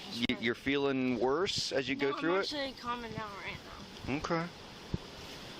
I mean, I care about you. I don't want you to have a problem. You know what I'm saying? No, and I appreciate. Because I don't want to leave you here and have something happen to you. No, thank you. I appreciate that. I really do. 980. Yeah, CFD medics Kayla? and showed up, treated Kayla at what? scene. Gulligan. Say it again. Gulligan. Gulligan. Like Gulligan? G-U-L-L-I-O-N. Actually, that's him right there who I told you I was supposed to go meet at Alex Market. In the green? Yeah. I lived in the backseat of his car for a month because I told you I can't walk. Hey! His name's RC. RC? Yeah, Richard. Okay. Let's see if he can take you where you need to go. Yeah, I was meeting him at Alex because he had his friend with him. I think he took him to the store or something. I don't know. But I was changing and then... Are you RC? Are you RC? You know her, right? Yeah. Can you... Hey, they say, is that RC? I think that might be RC. Is that RC? I don't know. Is that the guy from the chat? Oh, that guy? No, I don't think so. Okay. Can you help her out? I told you I was meeting you at Alex in 2 hours. Where will they do, sir? That's the one I was going with them. She said she knows you and you were she was gonna meet you. She's been my girlfriend. I need somewhere to... He's stay with me for a while. That's what she said. He's saying because I need to go to sleep. She used about an hour ago, and they may have cut it with something. She's not ODing, she said, but I don't feel comfortable leaving her here in the condition she's at. Yeah? She's just tweaking real bad. I see. Yeah, but she's talking normal. Her cognitive skills are... I've been down this road before with other girls that I've helped. I carry a Narcan with me all the time. I don't think Narcan's gonna work on this one. This got meth in it, so... I'm not overdosing. No, I don't think you are either, but I just don't feel comfortable leaving you here. Why don't you hook up with him? Yeah, and you guys. I was just waiting on him. Okay. All right. I was waiting. I was changing, and then I've been waiting to meet him at Alex, so I could go home and go to sleep, sir. He is not. He's going to help me when I got robbed. Gotcha. Yeah, I talked to him 5 times. Gotcha. I think I've seen you before, and Yeah. I've talked to you before. Yeah. Yeah. Klaus and I are friends. We worked together for a long time. So. Yeah. He always checks on me to see if I'm around. Klaus is my buddy. I find her off the street and stuff. That's why he's wanting. Well, I care about her, and I want to make sure she gets to where she needs to go. Yeah. She doesn't get hurt. I don't like Officer Chung. Chung, why? He's an ass. Is he? That's who just arrested me. Oh, he did? For no fucking reason. What did he arrest you for? No, really, I know my rights, and I didn't have to give him my social or my name because he had no probable cause. I literally I walked out of Warren Market and lit a cigarette, and he pulled up on me he had some partner with him. Mm-hmm. And he was like, "What's up, KK? Where you been at? Why are you back out here? You're looking pretty rough since the last time I seen you." Because just like 3 months ago, I gained a lot of weight, and I wasn't walking the block, and I cut back on my usage. I used to do 2 burns. Hey, there's an ATX Alli's got a great question. What's the point of arresting her? She just got out of jail. I think the point of arresting her would be she's not safe to let out on her own. To protect her from herself. Yeah, I get that too, but I mean, she just got out of jail. So obviously whatever services they could provide, they didn't give her there. I just don't know. I mean, she's not going to overdose. He asked her about that. Obviously, she's not the best source of information, but if she's not in risk of overdosing and she's going to be with somebody, like if that guy takes her, he knows her, then that's fine. But yeah, that's the only, I mean, I agree with you. Yeah, I don't want her on her own, but I don't think she should be necessarily arrested. I don't know. Yeah. Used to, and I don't know what they do now, but used to they just had a drunk tank. I know when my friends would they'd get them whenever they're drunk, take them to the drunk tank, and the next morning let them out, and never charged them. They weren't putting, they weren't putting people, they weren't giving people charges that stick with them for their life. I remember whenever I was 20, in Panama City Beach area, people that would get arrested, or people that would get pulled over for drunk driving if they were right on the edge, or if they were drunk and the police wanted to cut them a break, they'd just take them in and the next morning let them out, and that'd be the end of it. Right. But this ain't Mayberry anymore, so I guess you have to. Yeah. And so it's sad. It's sad. It's Netflix can't handle it either. My brother's watching at 4 and then yeah. So Netflix is having a problem. I was gonna try to put it on Discord, and I kept thinking about it. I was like, yeah, I gotta figure out how to do my own damn show before I figure out how to stream some Netflix stuff. So I could just imagine trying to manage Netflix while streaming it on Discord while trying to do this show and everything.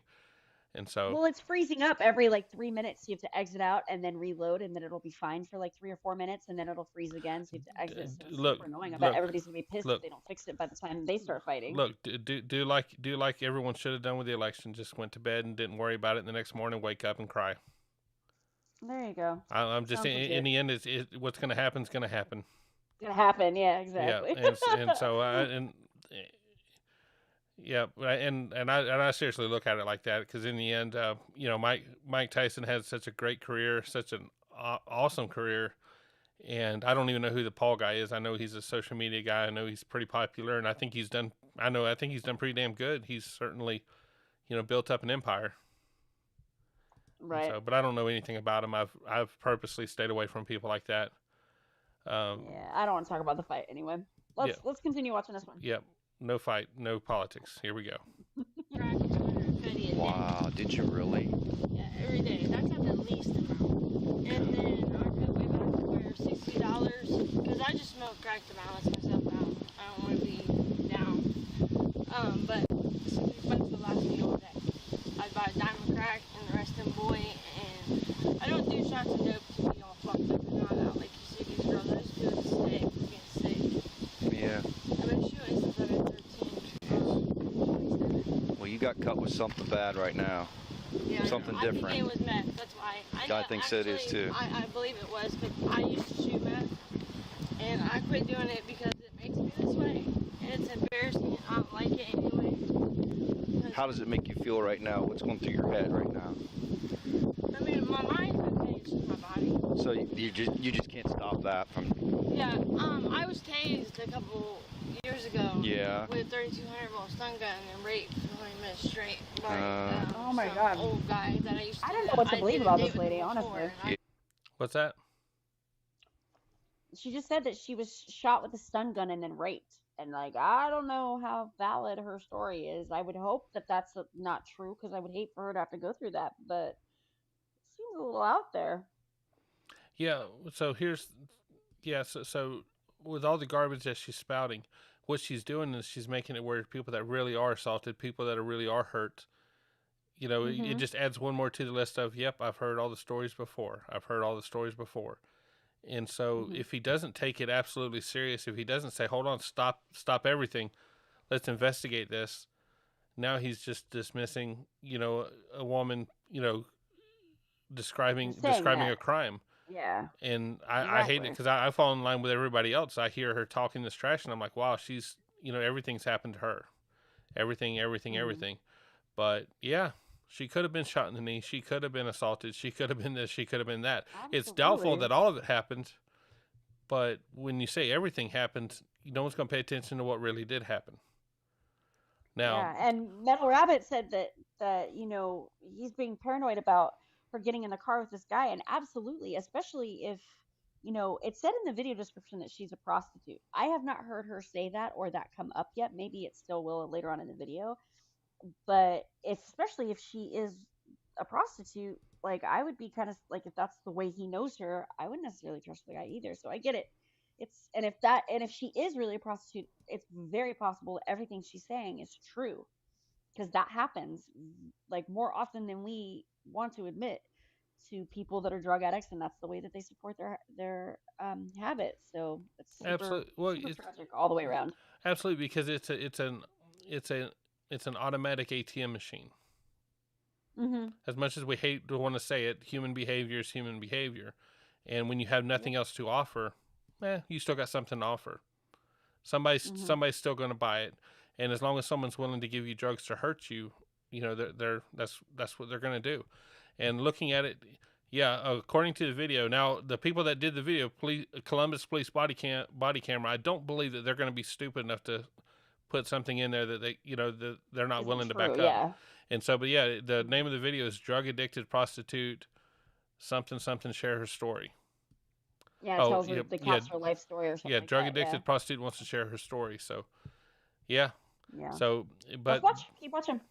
I see him for 6 months, and then I see him when it was raining. I got in the car to do a date. Right. And he didn't want to pay me, so he ended up doing that to me. But that's why my thumb's still. Oh, I see. Yeah. But when he did that from the taser, I have permanent nerve damage, and my body jumps and twitches like this because of that. Right. But when I do certain drugs, like meth or something, if I get too up, it triggers me to start doing that. And moving, and I can't stop it, and I can't help it. How much did you do just an hour ago? A dime, $10. Just a dime? That's it. It was definitely cut with something then. But I tasted, like, I knew it was cut with meth. I had meth in it. So you mix it with the Kool-Aid though? What? No, that's crack. If I shoot my crack. Gotcha. To break it down, you use Kool-Aid. Gotcha. All right. Do you want to go with him? Yeah. All right. I'm sorry. Hey, you know what? I'm glad you're okay. Thank you. Like, I didn't mean no harm. I know you didn't. I know you didn't. It's embarrassing. I hate it. Kayla, it's okay. I'm just embarrassed. It's not you, right? It's not you. And that's what matters. I'm trying to help. I don't want to do anything. I know. Have you asked for help? Yeah. I've had a year and 6 months clean. And just life caught up to you again? Yeah, I came back out here because of a dumbass relationship when I was in Waverly, Ohio. We were doing really good, and I met a dude at a meeting and fucked it up. Like an idiot, and I knew better, and then I didn't even end up wanting to be with him because he was a piece of shit. Radio to 192 and 9190. The devil creeps back in when you let him. The devil stays with me. No, he doesn't. This shit right here is the devil. Yes, it is. 34 By down Judge and out Fleischer in the keeps rear people of busy. 2419 West Broad and What's that? So this is why Judge Fleischer keeps people busy. Because if you don't have anything to do, this is what happens. Yeah, oh yeah, absolutely. I think about drinking, and in my job, I've hired several managers. I think the most managers I've had was 30-something managers, and they each had their own group of employees, and they each had their own work sites. And there was nothing more frustrating than to have a site have an accident or have something go on, and I go to call that manager to talk to that manager, and the manager's drunk. And oh my goodness. Well, but it's his day off, so he has every right to be. He has every right to be drinking. Right. The game's on, and I'm watching the game, and so I'm drinking. And but in my head, I'm like, but you can't have that kind of responsibility and still have that. But then the CEO and the owners of the company are drinking 5, 6, 7 days a week, and so so you've got to just say, okay, people are allowed. People have to be allowed to drink and get drunk and all that, but. In my world, I don't have time to do that. I don't have time to take a 3-hour break out of my life and just simply say, "Shoo, I'm good." In other words, I can take it off. Well, we could have a whole nother show of the stuff I'd love to try if I could have 3 hours off. Mm-hmm. And so, but no, absolutely. But yeah, when you have nothing to do, when like this lady here, she doesn't have a plan for tomorrow. And so why not do something crazy or stupid today? She's talking about how she moved from one town to the other. Well, hell, why not? What was holding her in that town? What obligations or what family or what did she have in the old town to make it worth staying? Yeah, exactly. Our country used to have communities, and you would have community obligations. And I'm going to change this show to get off my lawn. Okay. Here we go. You know the cool thing about it? I'm hearing your heart, and your heart's pure, and that's what matters. The heart will always win out eventually. Let it win. Okay? Like, I'm mad at myself because I know I have so much potential, and I know like I'm better than this. I can do better than this because I haven't. And I'm so stupid. And I'm embarrassed with myself right now because I'm doing dumb shit right now. And I'm beating myself up for it because I know better. Listen, don't you worry about anything. I want you to try and get better and continue to fight. Don't give up. Yeah. Don't give up. Don't let him win. Okay? I've made it this far, and I feel like if I give up now, I don't how long I've already been fighting. That would be stupid. You're a trooper. You're gonna do it. There's a reason. Yep. That I'm here still. Right. God has some plan for me. Yep. I don't know what it is, but I'm here still, and I need to get myself. I want to get clean, and then help other women, the girls out here, and become an empowerment for them. You're the biggest testimony they could have. I've actually went and told my story. I did a lead. You're supposed to have like a year at least to be able to do leads. And when I was in Waverly, Ohio, at the Georgie Hare's house, right? I love it down there. And actually, are you familiar with the Hope Center down there on Burgess? I am. The lady Linda with the glasses. Yep. She calls me her daughter. She's amazing. She's amazing. Are they open today? I don't know. They'll be on Monday. Monday, yeah. Well, actually. In Jordan's Crossing, you've been to Jordan's Crossing? No, I've never been there. I have. It's on North Hague Street, or North Hague Avenue, I'm sorry. Is that like where Valley View is? Yes. Yeah, we've been there to go get by the railroad tracks. They have they actually have some guy, I guess, somebody told me to go there to help out with the, get me off of the street. They have a Mount Carmel thing too. Are you will you try to, yes. My very sister familiar. Actually went to that program, and I know several people I used to get high out with out here, and they are all success stories. And one of them actually. I'm sorry, I gotta laugh. Why are you laughing at this lady's story? Why are you He laughing? has no idea what motorboating is, and it's killing me.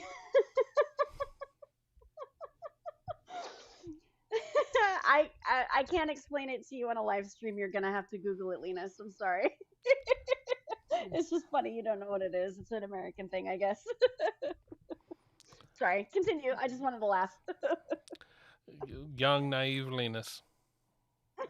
Told me they have their own detox centers that opened up by the Red Roof Inn off of West Broad, because I went to American Haven not too long ago, and I tried my hardest to stay there. I did it 3 days, but I was puking on this shit on myself, on my medicine at my stomach. Yeah. And they didn't care. They wasn't even coming in to help me.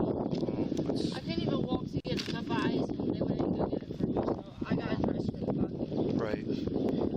I tried my hardest though, but I don't like it.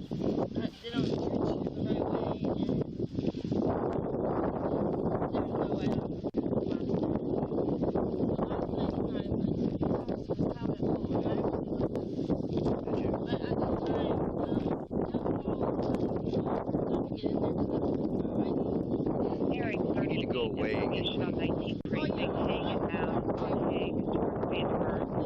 Also has an RV, so there's people busting windows to the RV and kids are crying, running in and out of the house, and the people all appear to be 1019. Let's hear some amazing things from you. Caller noticed it when she was driving because I love it on Waverly. That's where I want to go back to where I live. That's the. I've been in over 7 rehabs.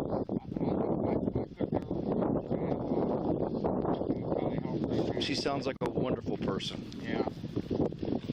I have a really big heart. You do. And, You do. I care about it. I don't even know. I care. I don't have to know you, but I still care about it. Why is it the first time I've met you? Oh, hi. I can't believe it's the first time I've ever met you. Yeah, I know. So my name is Officer Kane, like the bad guy, bad brother in the Bible.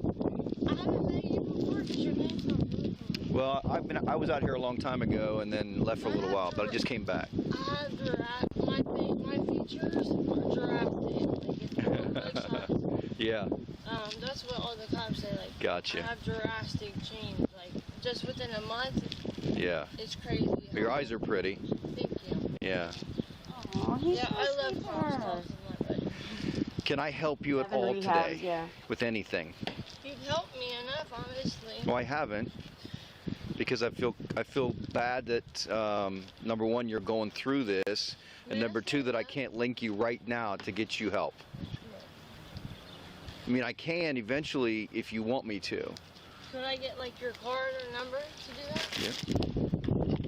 I don't know what his name is. There's an officer. He's white and he has black.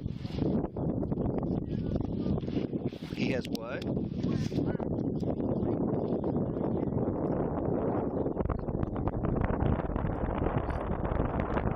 I don't know. He works in the morning, but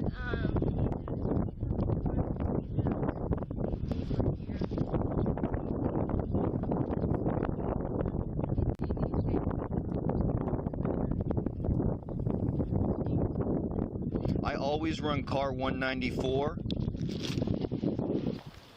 I don't know if you're going to keep this, but if you Oh, can he's keep giving her that. his My name is info. it's Jeff. My name's Jeff. So your name sounds familiar. That's why. if you need anything, you can call and ask for me.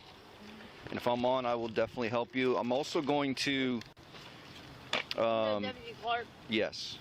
I'm going to forward your name on to some folks that I know they've got resources, and when they see you out here, they'll come up to you. And I think you're comfortable with all of us. Oh yeah. So I'm comfortable with people coming with me. Like Okay. I'm actually one of the girls that stopped and let him pray for me because it's awesome. I take It's the awesome. time to stop because I appreciate what they're doing out here. They don't have to. I mean, people don't care about us. So Kimby was asking about. She said she'd went to 7 rehabs, and they were asking, "Is that abnormal?" Kimby was asking, "Is that abnormal?" So someone, let's go. Yeah. Kimby or Kim was asking Kimby, and there's Kim and Kimby and someone else. Too many Kims. Goodness gracious. Yeah, so 7 rehabs. So when my son was at his first rehab, there was a very, very pretty girl, very attractive, early 20s, maybe late 20s, I don't know. she was graduating from rehab, because there's always groups coming in, always people graduating. That way people can kind of see the light at the end of the tunnel. Well, she was a very pretty girl, and I remember telling my wife, "See, my son needs to meet someone like that, someone who's been there, done that, and someone that can kind of help give him strength." And as she was talking about, I think she had mentioned that was her 19th time at rehab, but she just knows Wow. that this one's going to take. Of course. I immediately retracted my hopes and goals for my kid. I take all that back. Yeah. But you know what? If it takes 19, damn it, it's worth 20. If it takes 25, it's worth 26. Whatever it takes. There's some people that can get some people that take one hit off of something and realize that ain't for them. Some people that never try it and that ain't for them. Some people that takes 25 times to rehab. I'm a prude. I'm And thinking every rehab is different too. So like not all work. Like some of them are faith-based, and that doesn't work for some that aren't necessarily into faith. Um, some of them do medication-assisted works, which works better than others. Some rehabs you have to go in and just deal with the withdrawals, and they just kind of manage the symptoms, and you have to deal with like a week and a half of nothing but hell. So every rehab's different. It's not one size fits all. They're very, very, very different in how they treat. So sometimes it does take that long to find the one. It's almost like finding a therapist. Like the first one you get isn't necessarily going to jive with you. You're going to have to search around for it. So yeah, it sometimes does take that long, or take that many times. And it's not necessarily just the person. It might just be the program wasn't something that they connected with. Right. And that's what it takes. That's what it takes. My son's first rehab was a very, very church oriented. It was the kind of hey, if you feel like you need to take drugs, you need to go pray in the corner. You need to go pray in the corner, and you're just your mind's in the wrong spot. That if you have an urge for drugs, you're a bad person. And that didn't work out well for him at all. And he saw it pretty quick. He saw that wasn't going to work. The second one he went to was a homeless shelter. The second one he went to was pretty much just a homeless shelter, to where people walked out of the rehabs, got their drugs, failed the drug test, went right back to jail. It was just a revolving door. And the one that he's in now, the one that he's graduating from, the one that everything worked out perfect, just happened to be the one that cost mom and dad a couple $1,000s a month.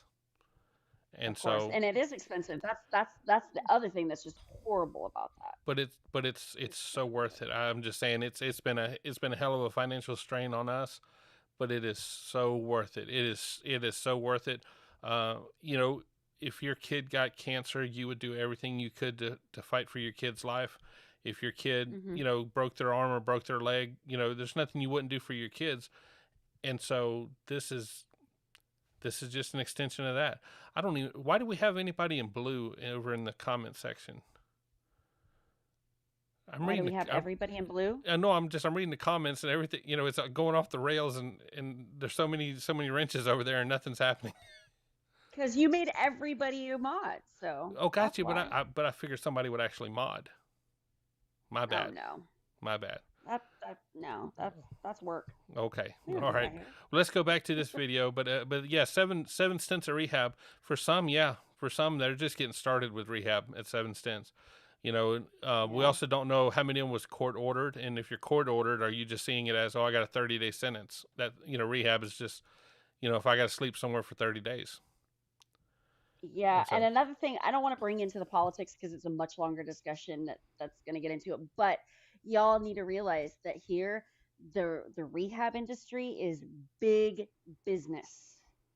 So take with that what you will, that the pharmaceutical companies make a lot of money off of prescribing these drugs, and then their rehab facilities make a lot of money cleaning up what the pharmaceutical industry destroyed as far as people. So all of it has got a lot of money involved. So unless we get rid of that, we're never going to get rid of the problem. But that's a whole nother show that I'm not going to be on. No. And I'm right there with you. Me and you are on different sides of the political spectrum, but we're right there with you, together on that. It's a scam. I'm just saying it's a money grab. It's a scam. It's a, hey, let's get you off one drug and put you on another drug. And, I don't know that fixing the problem is a concern. And I really want to talk with Linus more about it because, Linus, to come to America and be surprised at our drug problem. Well, hold on. Yeah. Amsterdam is world famous.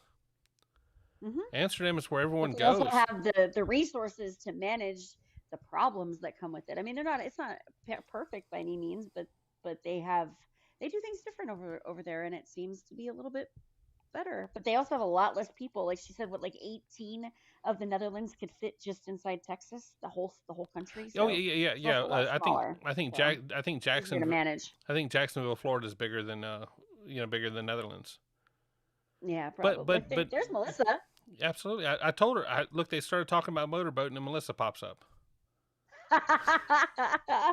Take that, we Melissa. Talked about it 3 times, and she showed up just like Beetlejuice. Love it. It's funny. I actually watched the first Beetlejuice today and started on the second one.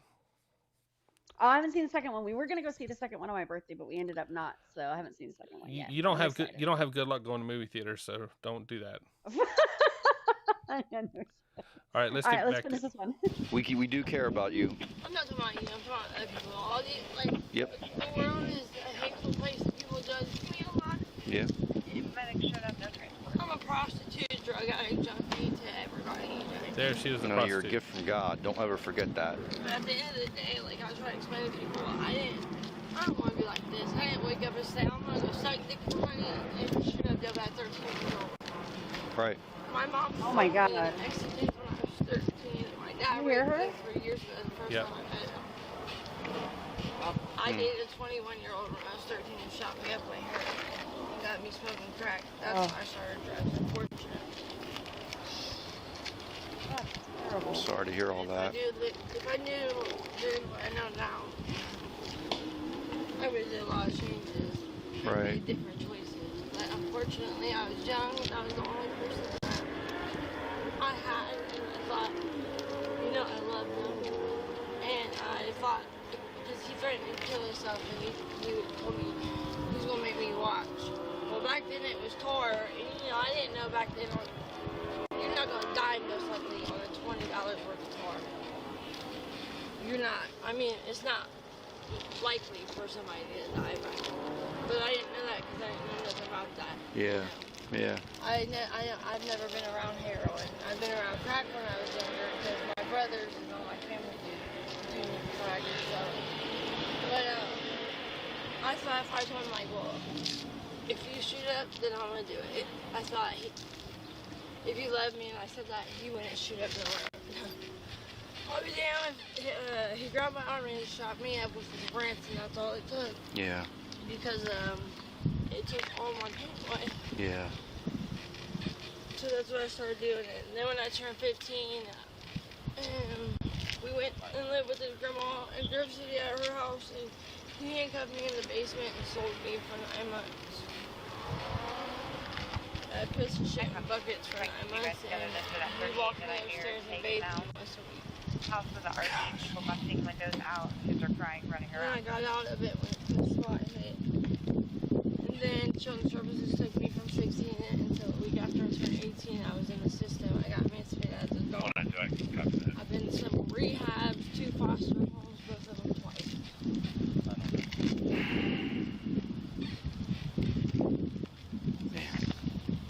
And I was doing really good staying out of jail. I was really proud of myself. I told you, I went myself.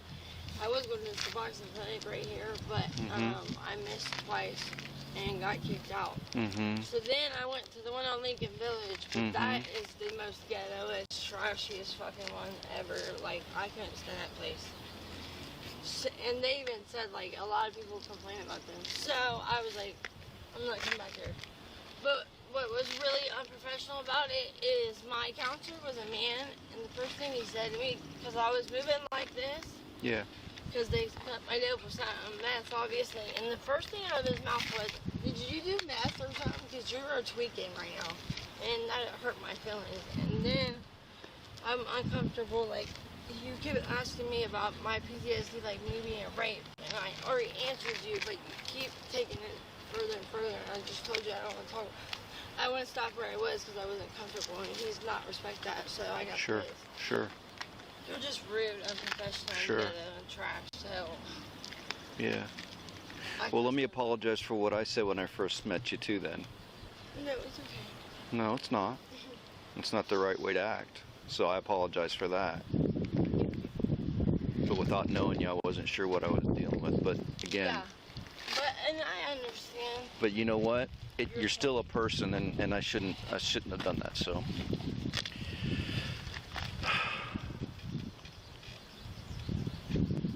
Wow. You know, I have 3 daughters. 9101. Do you? I do. And how old are you? 27. You're the same age as my oldest daughter. Hagen Mound on Hague towards Vandenberg. And for the risk of crying, I see you in her, and that makes me care more about you. So, yeah. I'm so sorry all this has happened to you. It's not right.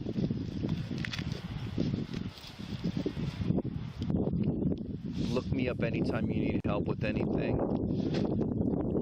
I'll do what I can, okay?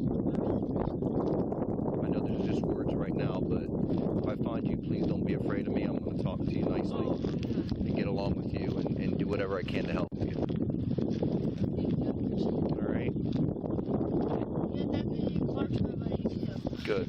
I'm glad you got friends that wear a uniform. They know me really well. They're funny. I was in a SWAT raid a couple like a year ago. After that, he just stopped. Because Clark knows the whole circle. I used to deal with White Boy Pat and all them. You don't deal with Pat anymore, do you? No, I don't. I don't. Pat don't deal with certain people anymore. He has people sell with them like knives and all that. I don't deal with them anymore. I can't stand the boys anyway. White Boy Pat is my nemesis. I hate the fact that I'm degrading my body and disrespecting myself. Going through what I'm going through and dealing with these assholes out here belittling myself to turn dates with these nasty asses. If I moved my arms as much as she's moving her arms right now, the next day I wouldn't be able to move them.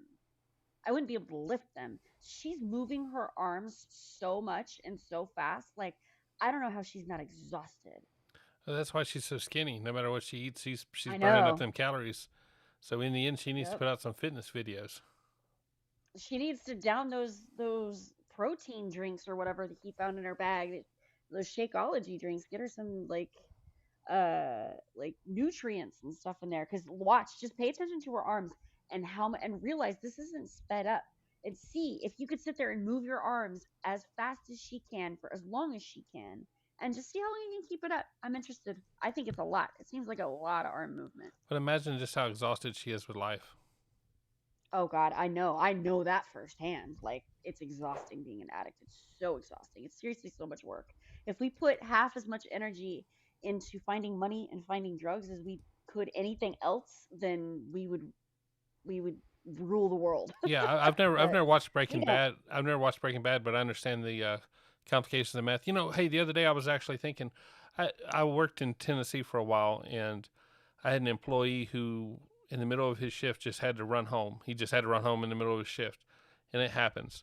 And come to find out that he had to go home because his wife was sitting on the porch of someone else's trailer in their trailer park while his trailer blew up with their kids in it. Oh my God. And so the end of the story was people were cooking meth, people were making meth, and it caused the trailer to blow up. His kids were in the trailer. There was also either 2 or 3 other adults that passed away in the trailer as well. And he didn't know who any of them were. When he got home, his wife was sitting on the porch of one of the other houses watching the house burn down. And she was going, look at that. She had no clue that that was her home that was burning, and her kids were in that home. Oh my God. And this was years ago, so I'm not trying to be, I'm not Right. trying to be jaded or being mean about it, but that's the lifestyle. You know, that's where his life had gone. Now, he wasn't doing meth, but he had. He wasn't doing meth. We do a lot of drug testing at where we have truck drivers and stuff, and so DOT requires a lot of drug testing. Yeah. But we have a lot of, I'd say at least 50%, maybe 75% of them are alcoholics, and I'm fine with that. I don't make judgment calls as long as you're not drinking when you're at work. That's you have to follow what the law requires. But their families, he lost his kids, and so terrible. And I think one thing that bothered me later on, talking about him was, they're going around collecting money for it and all that, and the whole time I'm like, are they pressing charges against your wife? Are they his argument was, well, she didn't do anything wrong. Why would they press charges against her? She didn't do anything wrong. And that broke my heart, because I'm like, if your loved one, if your significant other was abusing your kids and you just found out about it, that's devastation. That's devastating. That's the end of your world. Your world just came crashing down. And he lost his 2 kids, but his wife didn't do anything wrong. And so, there's so many layers of that onion. There's so many levels of responsibility in all that. How far had he gone to the point where his wife was innocent in all of that? I don't want to point fingers. Exactly. I don't want to point fingers, but me personally, I believe everybody, if drugs are being cooked in my home, that's child abuse. And I have no problems. I have no problems making a hard line on that. People, there's some people that believe if there's alcohol in the home, that's child abuse. I don't. I don't have alcohol in my home, but I don't believe it's child abuse. I have firearms in my home. I have children in my home. I don't believe that's child abuse, but I understand some people do. And so I understand people, everyone's got their line, everyone's got their priorities, but I think we should all be able to agree, if you're cooking meth in your home, that's child abuse. Because that house, that home is not livable.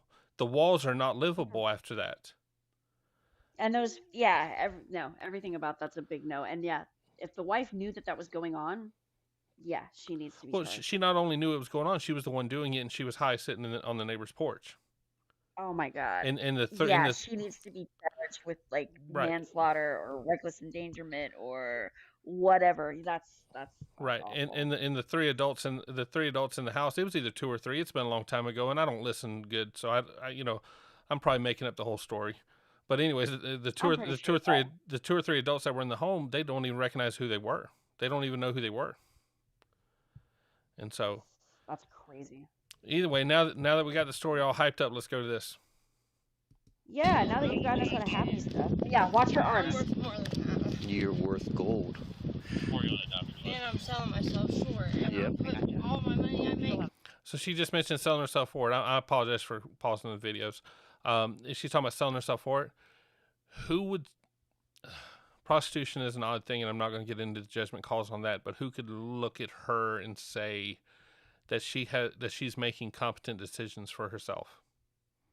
Exactly. I'm just the people who are looking for that don't care.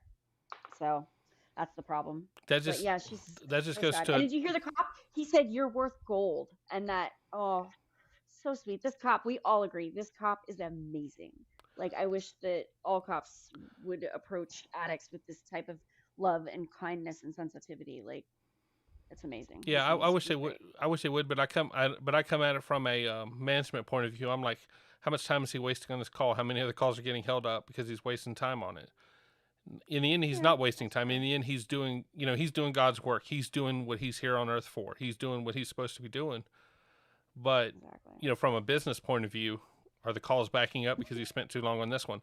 And this is why we see so many cops that just grab people, stick them in a car, put them in the jail, and then they show up at court. Mm-hmm. The young fella in Judge Fleischer's court the other day that was supposed to go to the mental hospital and ended up in jail instead. Right. That was rough. Right, but in the end, the police are, they're hammers, your nails. They're doing their job. They're grabbing people up and running off with them. Exactly. But to that fact, like, all the people that get arrested that shouldn't be getting arrested because they're stupid and they could avoid the arrest, but they just keep pissing the cop off more and more and not listening to them. Those are the ones that are wasting time and resources. This is a worthy cause to make sure, like, if he could somehow get through to her and get her help, that's worth it. All the other idiots out there that are like sovereign citizens and frauditors, those are the time wasters. There is no need for cops to even deal with them. Oh, I've told my wife several times with those auditors. I've told her, look, I think that they are doing. I think that they have a good goal.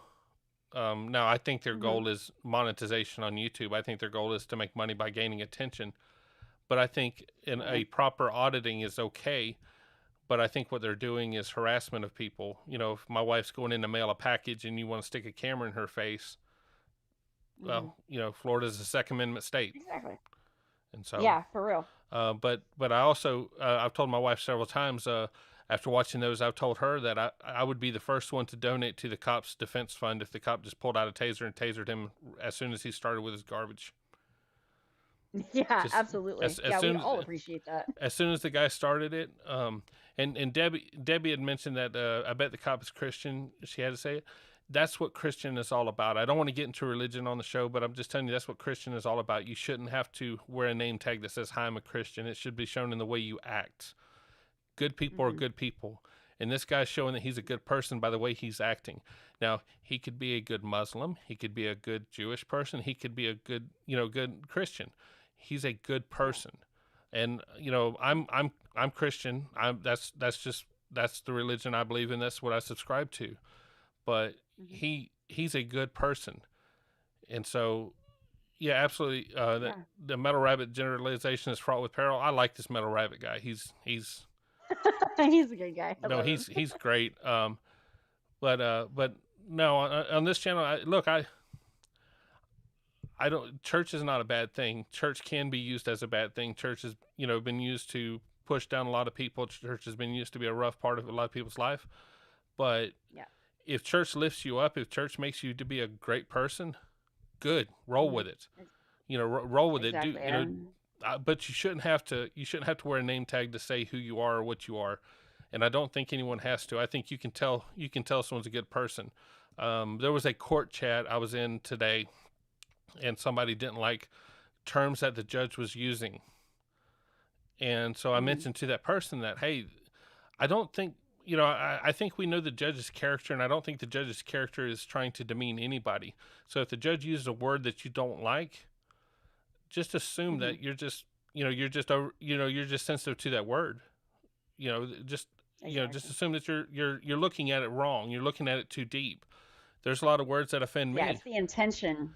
Right. What is the judge trying to do? The judge is trying to get a response out of the person. The judge is trying to wake the person up. If the judge can wake the person up before they end up so far in the system, there's no hope for them. That's doing God's work.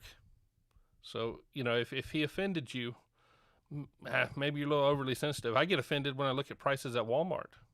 It's not Walmart's fault.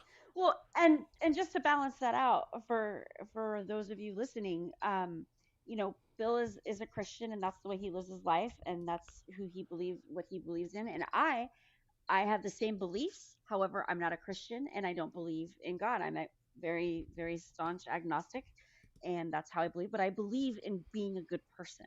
I believe that if you are a Christian and you do good things, you're a good person. Just exactly what you said. I come at it. I agree with everything you just said, and I am not religious at all. Like, there are good people. Like, you can do really good things in the name of Christianity. You can do really bad things in the name of Christianity or any religion whatsoever. It's about just how you present yourself to the world, and any other beliefs you have, that's for you. That's not for everybody else. That's for you. Oh, absolutely. But be good to everybody else. No, look, be good to everybody else, and we'll be fine. Slavery and racism in this country was cloaked in Christianity. Yeah. But I can't believe that any of that's got anything to do with it. But I also know that if Muslims hated us, we would all be gone. There's a lot more of them and a lot less of us. And so the few that are just horrible people give the rest a bad name. I don't know anything about the Muslim religion. I'm just using that as the other extreme for what Christianity is. If I saw a Muslim person, I have no issue with that person. Go, live your life, be a good person, move on. But anyways. And I've had best friends that were Muslims that are just the most amazing people you've ever met. And they they were from Sri Lanka. They were immigrants. They lived below me. I'm still friends with them to this day. They were the most amazing people ever. The funniest people, like super messed up senses of humor, just like me. Like we got along famously. And so yeah, I don't believe that religion's something for the internal person, and everything else externally either makes you an asshole or a good person. Yeah. So be a good person. Well, We'll get along fine. we saved the preaching for Sunday, so we're going to jump off the subject. But in the end, there we go. In the end, this police officer is being a good human and good person. He's, you know, he may not prescribe to religion, but I assume he does. You know, from the words he said, I assume he does, and I assume he has beliefs. But I assume he's a good person no matter what. And so, anyways, and about the Muslim thing, I don't think I've ever met one. I wouldn't know if I did. I don't know. Yeah. I live in a very. Sometimes you never know. Yeah, I don't go around asking. Yeah. So let's go.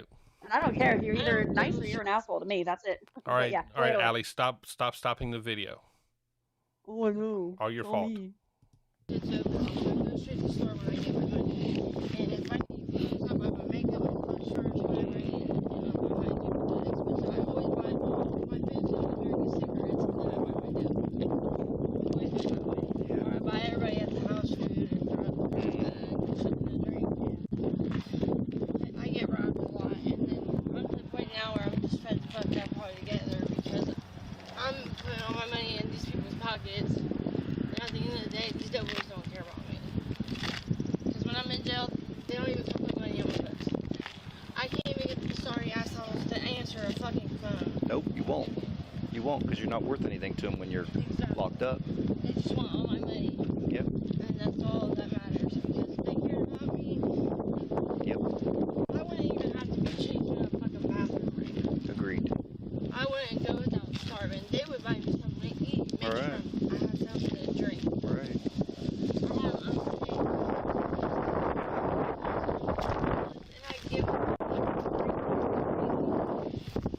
That's what I mean, like, I hate doughboys now. I can't stand it. I'm not saying anymore. Kayla, spell your last name for me again. I'm sorry. Like Gilligan. I'm sorry. And Kayla is K-A-Y? L.A. Thank you. Yep. All right.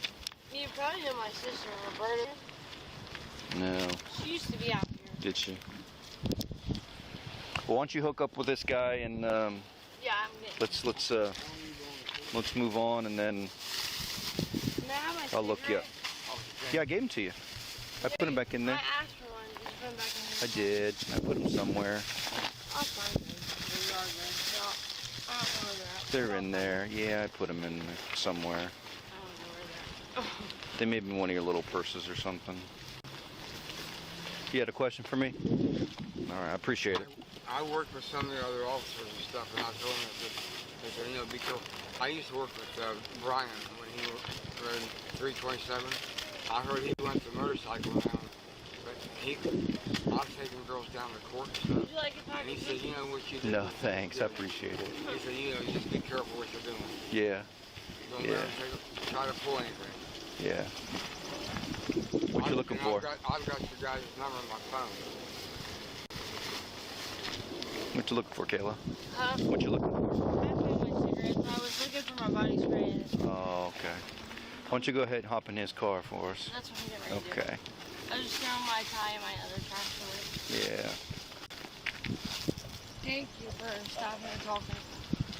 Well, 9190. I know this doesn't sound right, but you kind of made my day. I got a chance to meet you. Actually, I'm also very frustrated. because with of me? No, with life. Oh, okay. The way it treats you. Because you don't deserve it. That's very disheartening and bothersome to me. Let me do that. Let me shot that for you. I got it. Thank you. Thank you very much.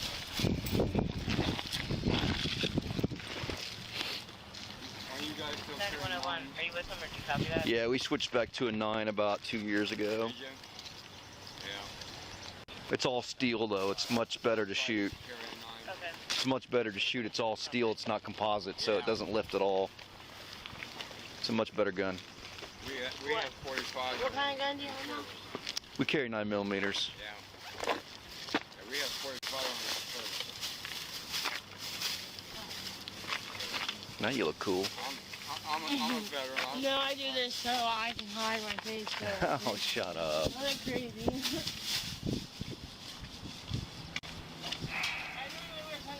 Because I draw my eyebrows on, and when I don't have my eyebrows on, I look like...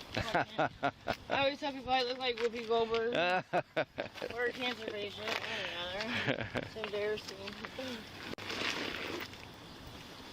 You're a smart girl. Yeah, I'm really intelligent. Yes, you are. I just make a lot of dumb choices, but... It's the devil, kid. It's a devil, man. Nobody's perfect. It's free will. It's what we're allowed to do. It's all right. That's why I hate having...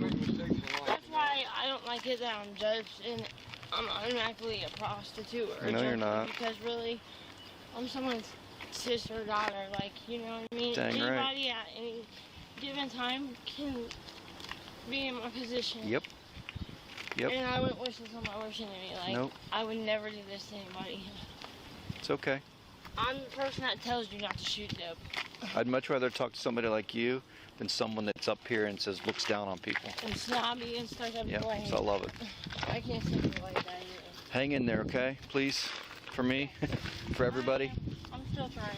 for those that are coming up behind you that need to hear your story. I like telling my story. Good. Because I've actually been told I have saved a few people's lives. There's no doubt in my mind you're going to save a lot of people. Telling my story. Because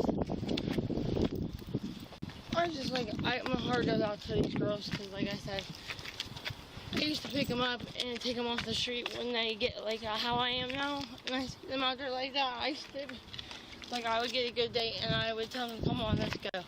And I pay and buy them something to eat, get them a pack of cigarettes, buy them something to drink. I'd get their dope for them, their own dope, both. When we get there, and tell them, please go to sleep. I'll lay down with you. Please, I don't want you to go back out there. And I swear to God, I would buy them their get well when they wake up and some crack to smoke when they got up. Just because I didn't want them going out there like that, because that's how we get raped. That's how it's happened to me every time. Every time? Keep That's fighting, not good. please. Quit. Okay? Yep. All right, honey. Thank you. Take care of yourself. Yes, ma'am. I really appreciate it. Yes, ma'am. Thanks for telling me your story. Meant a lot. Thank you for listening. Yep, very much so. Actually, I would like to get on with you because Did you say stop? No, I said this cop. This cop is just amazing. He's so sweet. Okay. Like, I mean, even holding the door for her and just thanking her for telling him his story. Just such a great guy. You can continue. Yeah, and so that's RC she's getting in the car with? No, it's not RC. No. I'm saying, wasn't that who that was his name though, wasn't it? Oh, I don't remember. I think so. That's what I think that's what we said earlier. Yeah. Yeah, because he was like, "Is that RC? Is that RC?" Yeah. Yeah, that's Yeah. RC. Yep. But no, it does anyone ever get back from that? Does she ever, if she stays off drugs for 10 years, does she stop with all that? Yeah. Okay, so Yeah, I mean, it is something you can come back from. I mean, there's also there'll probably be lasting effects, but yeah, I mean, if she was to get clean, she'd be a completely different person. Like it would be baffling how drastic the change would be. But yeah, I mean, there might be some lasting tics and some brain damage, but yeah, she could definitely come back from this, and if not be 100%, be, I mean, pretty close to that. I'd say 85%. yeah. Back to I normal. wonder if anybody else is That's thinking possible, like absolutely. I wonder if anybody else is thinking like me that he's about to give her $20 or get her fixed. I don't know. That's what I worry about. He didn't sound like he was much better than her as far as speaking. He sounded like had been a partaker, at least in the past. But I don't know. Yeah, but you know, my wonderful messed up family. When my grandfather died, we had to clean up his house, and there was a room in his house that we had to clean up all the graffiti off. You know, there was clean up the paint and the walls, the graffiti and craziness in there. And the story behind that was he was just such a nice old man that he took in this 22, 23-year-old girl who just had nowhere else to go. And of course, she would let her friends come over, and that's kind of the end result. In the end, my grandfather was a piece of garbage, dirty old man, and he had some girl that he was probably fixing up with drugs and getting what he needed from her, and she was trashing up his place, letting her boyfriend stay over there. And so that whenever I saw this situation here, because she's a young girl, he's an older guy. In the end, and that's Mel Roberts' problem too. He's like, I don't like that she's going away with this guy. It seems like the cops should be doing a little bit more checking out to make sure this guy is on the up and up. And I agree, but maybe there's something we don't know. Maybe he does trust this guy, or he knows the situation. So I mean, it seems like the cop really does care. So I would assume that he wouldn't just throw her to some random guy who comes by. No, absolutely. There is an element we're not seeing, and I do. Well, I don't trust her, and I don't necessarily trust this guy. I do trust the cop's judgment so far. So I'm gonna just cling on to that. Right. No, absolutely. But if that police officer would at least tell that guy, hey, let me get a copy of your license. Let me at least document who you are and who she drove away with. There's a lot less chances her body's going to pop up the next day or two. No, don't say that. No. Well, no, everything's going to be fine. She's going to get help. This guy's going to help her. And next time we see her, she's going to be amazing. Go ahead and cry. Go ahead and cry, Alli. Nobody can see you. No, this has a happy ending. She gets 100% sober after this. This is the wake-up call she needed. This is chapter 1. No. But everybody agrees with me. Trust me. No. Wait until the chat. Wait till the delay goes by. Everybody will see in chat. They'll agree with me, and not you. So look, this has a happy ending. I cannot wait for some time to go by. I was going to tell a story about Jay a little earlier. And I was like, oh no, we're gonna wait for some more time before I start telling some Jay stories. Yeah. Because you've got the benefit of being behind that screen there. I can see Alli. For y'all out there, I'm as I'm talking to Alli, I'm looking at her just like if her face was on the screen, but we're protecting her face for obvious reasons. She's in a witness protection program, and so yeah, obviously. But thinking about some of the stories with Jay. It gets to the point of personal where you're like, well, I'm not going to tear up on the damn screen. I'm not, saying I'm not going to do that. I'm not going to be that guy. And so, but when the time's right, I've got some good stories about Jay and some stuff like this. Jay lived a hell of a life too. And so she's got some, she's got some good stories that she told me and some good stories that I'd love to share about her. It's just not the right time yet. It's just not, right. It's just not there. There'll be time for that. And so, Brecken saying, ATX, it's a no judging zone. You cry. She did, and the motorboating made an appearance. Yeah. It all went down from there. And look, I'll go ahead and tell y'all on the motorboating stuff, I'm just as much of a creep as the rest of the guys, and I'm just as much that, but I'm not gonna get caught up in those conversations. That's just not a path.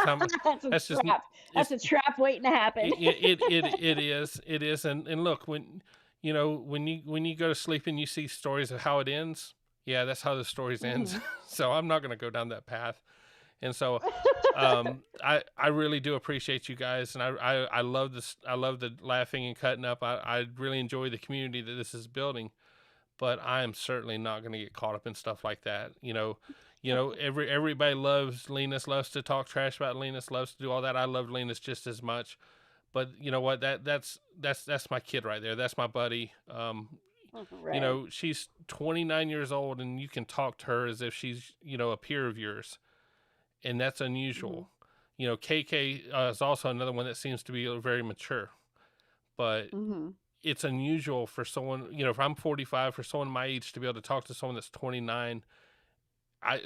My daughter's perfect. My daughter's wonderful. She's 26.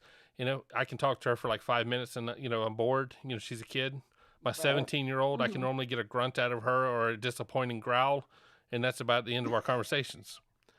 In fact, this morning, today's my youngest. She turned 17 today. I literally got happy birth. Oh, that's right. Happy birthday. Yep. I literally got happy birth, and as soon as she got done with birth, she slammed the door on me. Typical 17-year-old. Yeah. Love it. and so she's she's great. She's a perfect 17-year-old, because she still loves me. We're we'll laugh and cut up and stuff, but she knows that she got to laugh at me by slamming the door on me. And so she does good. But anyways, thank you everybody for coming out tonight. We did the longest 2 hours and 43 minutes. That's a long damn stream. Oh yeah, It I has guess been it that has. long. Wow, thank you guys for sticking it out with us. How- We are going to do longer format. It'll probably run around 2 hours.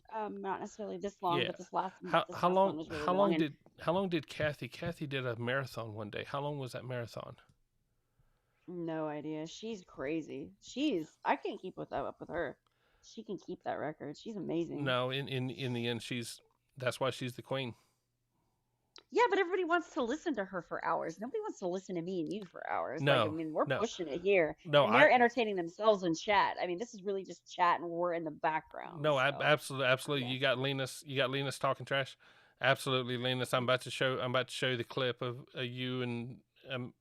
Oh yeah, stick around so you guys can see the clip of Linus and Judge Fleischer's, and then. All right. Yep. I'm gonna show the Judge. Good night. Yeah, we're gonna show the Judge Fleischer thing, and I'm gonna go ahead and say good night now. So good night, everybody. Here's the Judge Fleischer and Linus clip. Good night, guys. Love you all. Thank you so much. All right, guys, we're gonna let you go.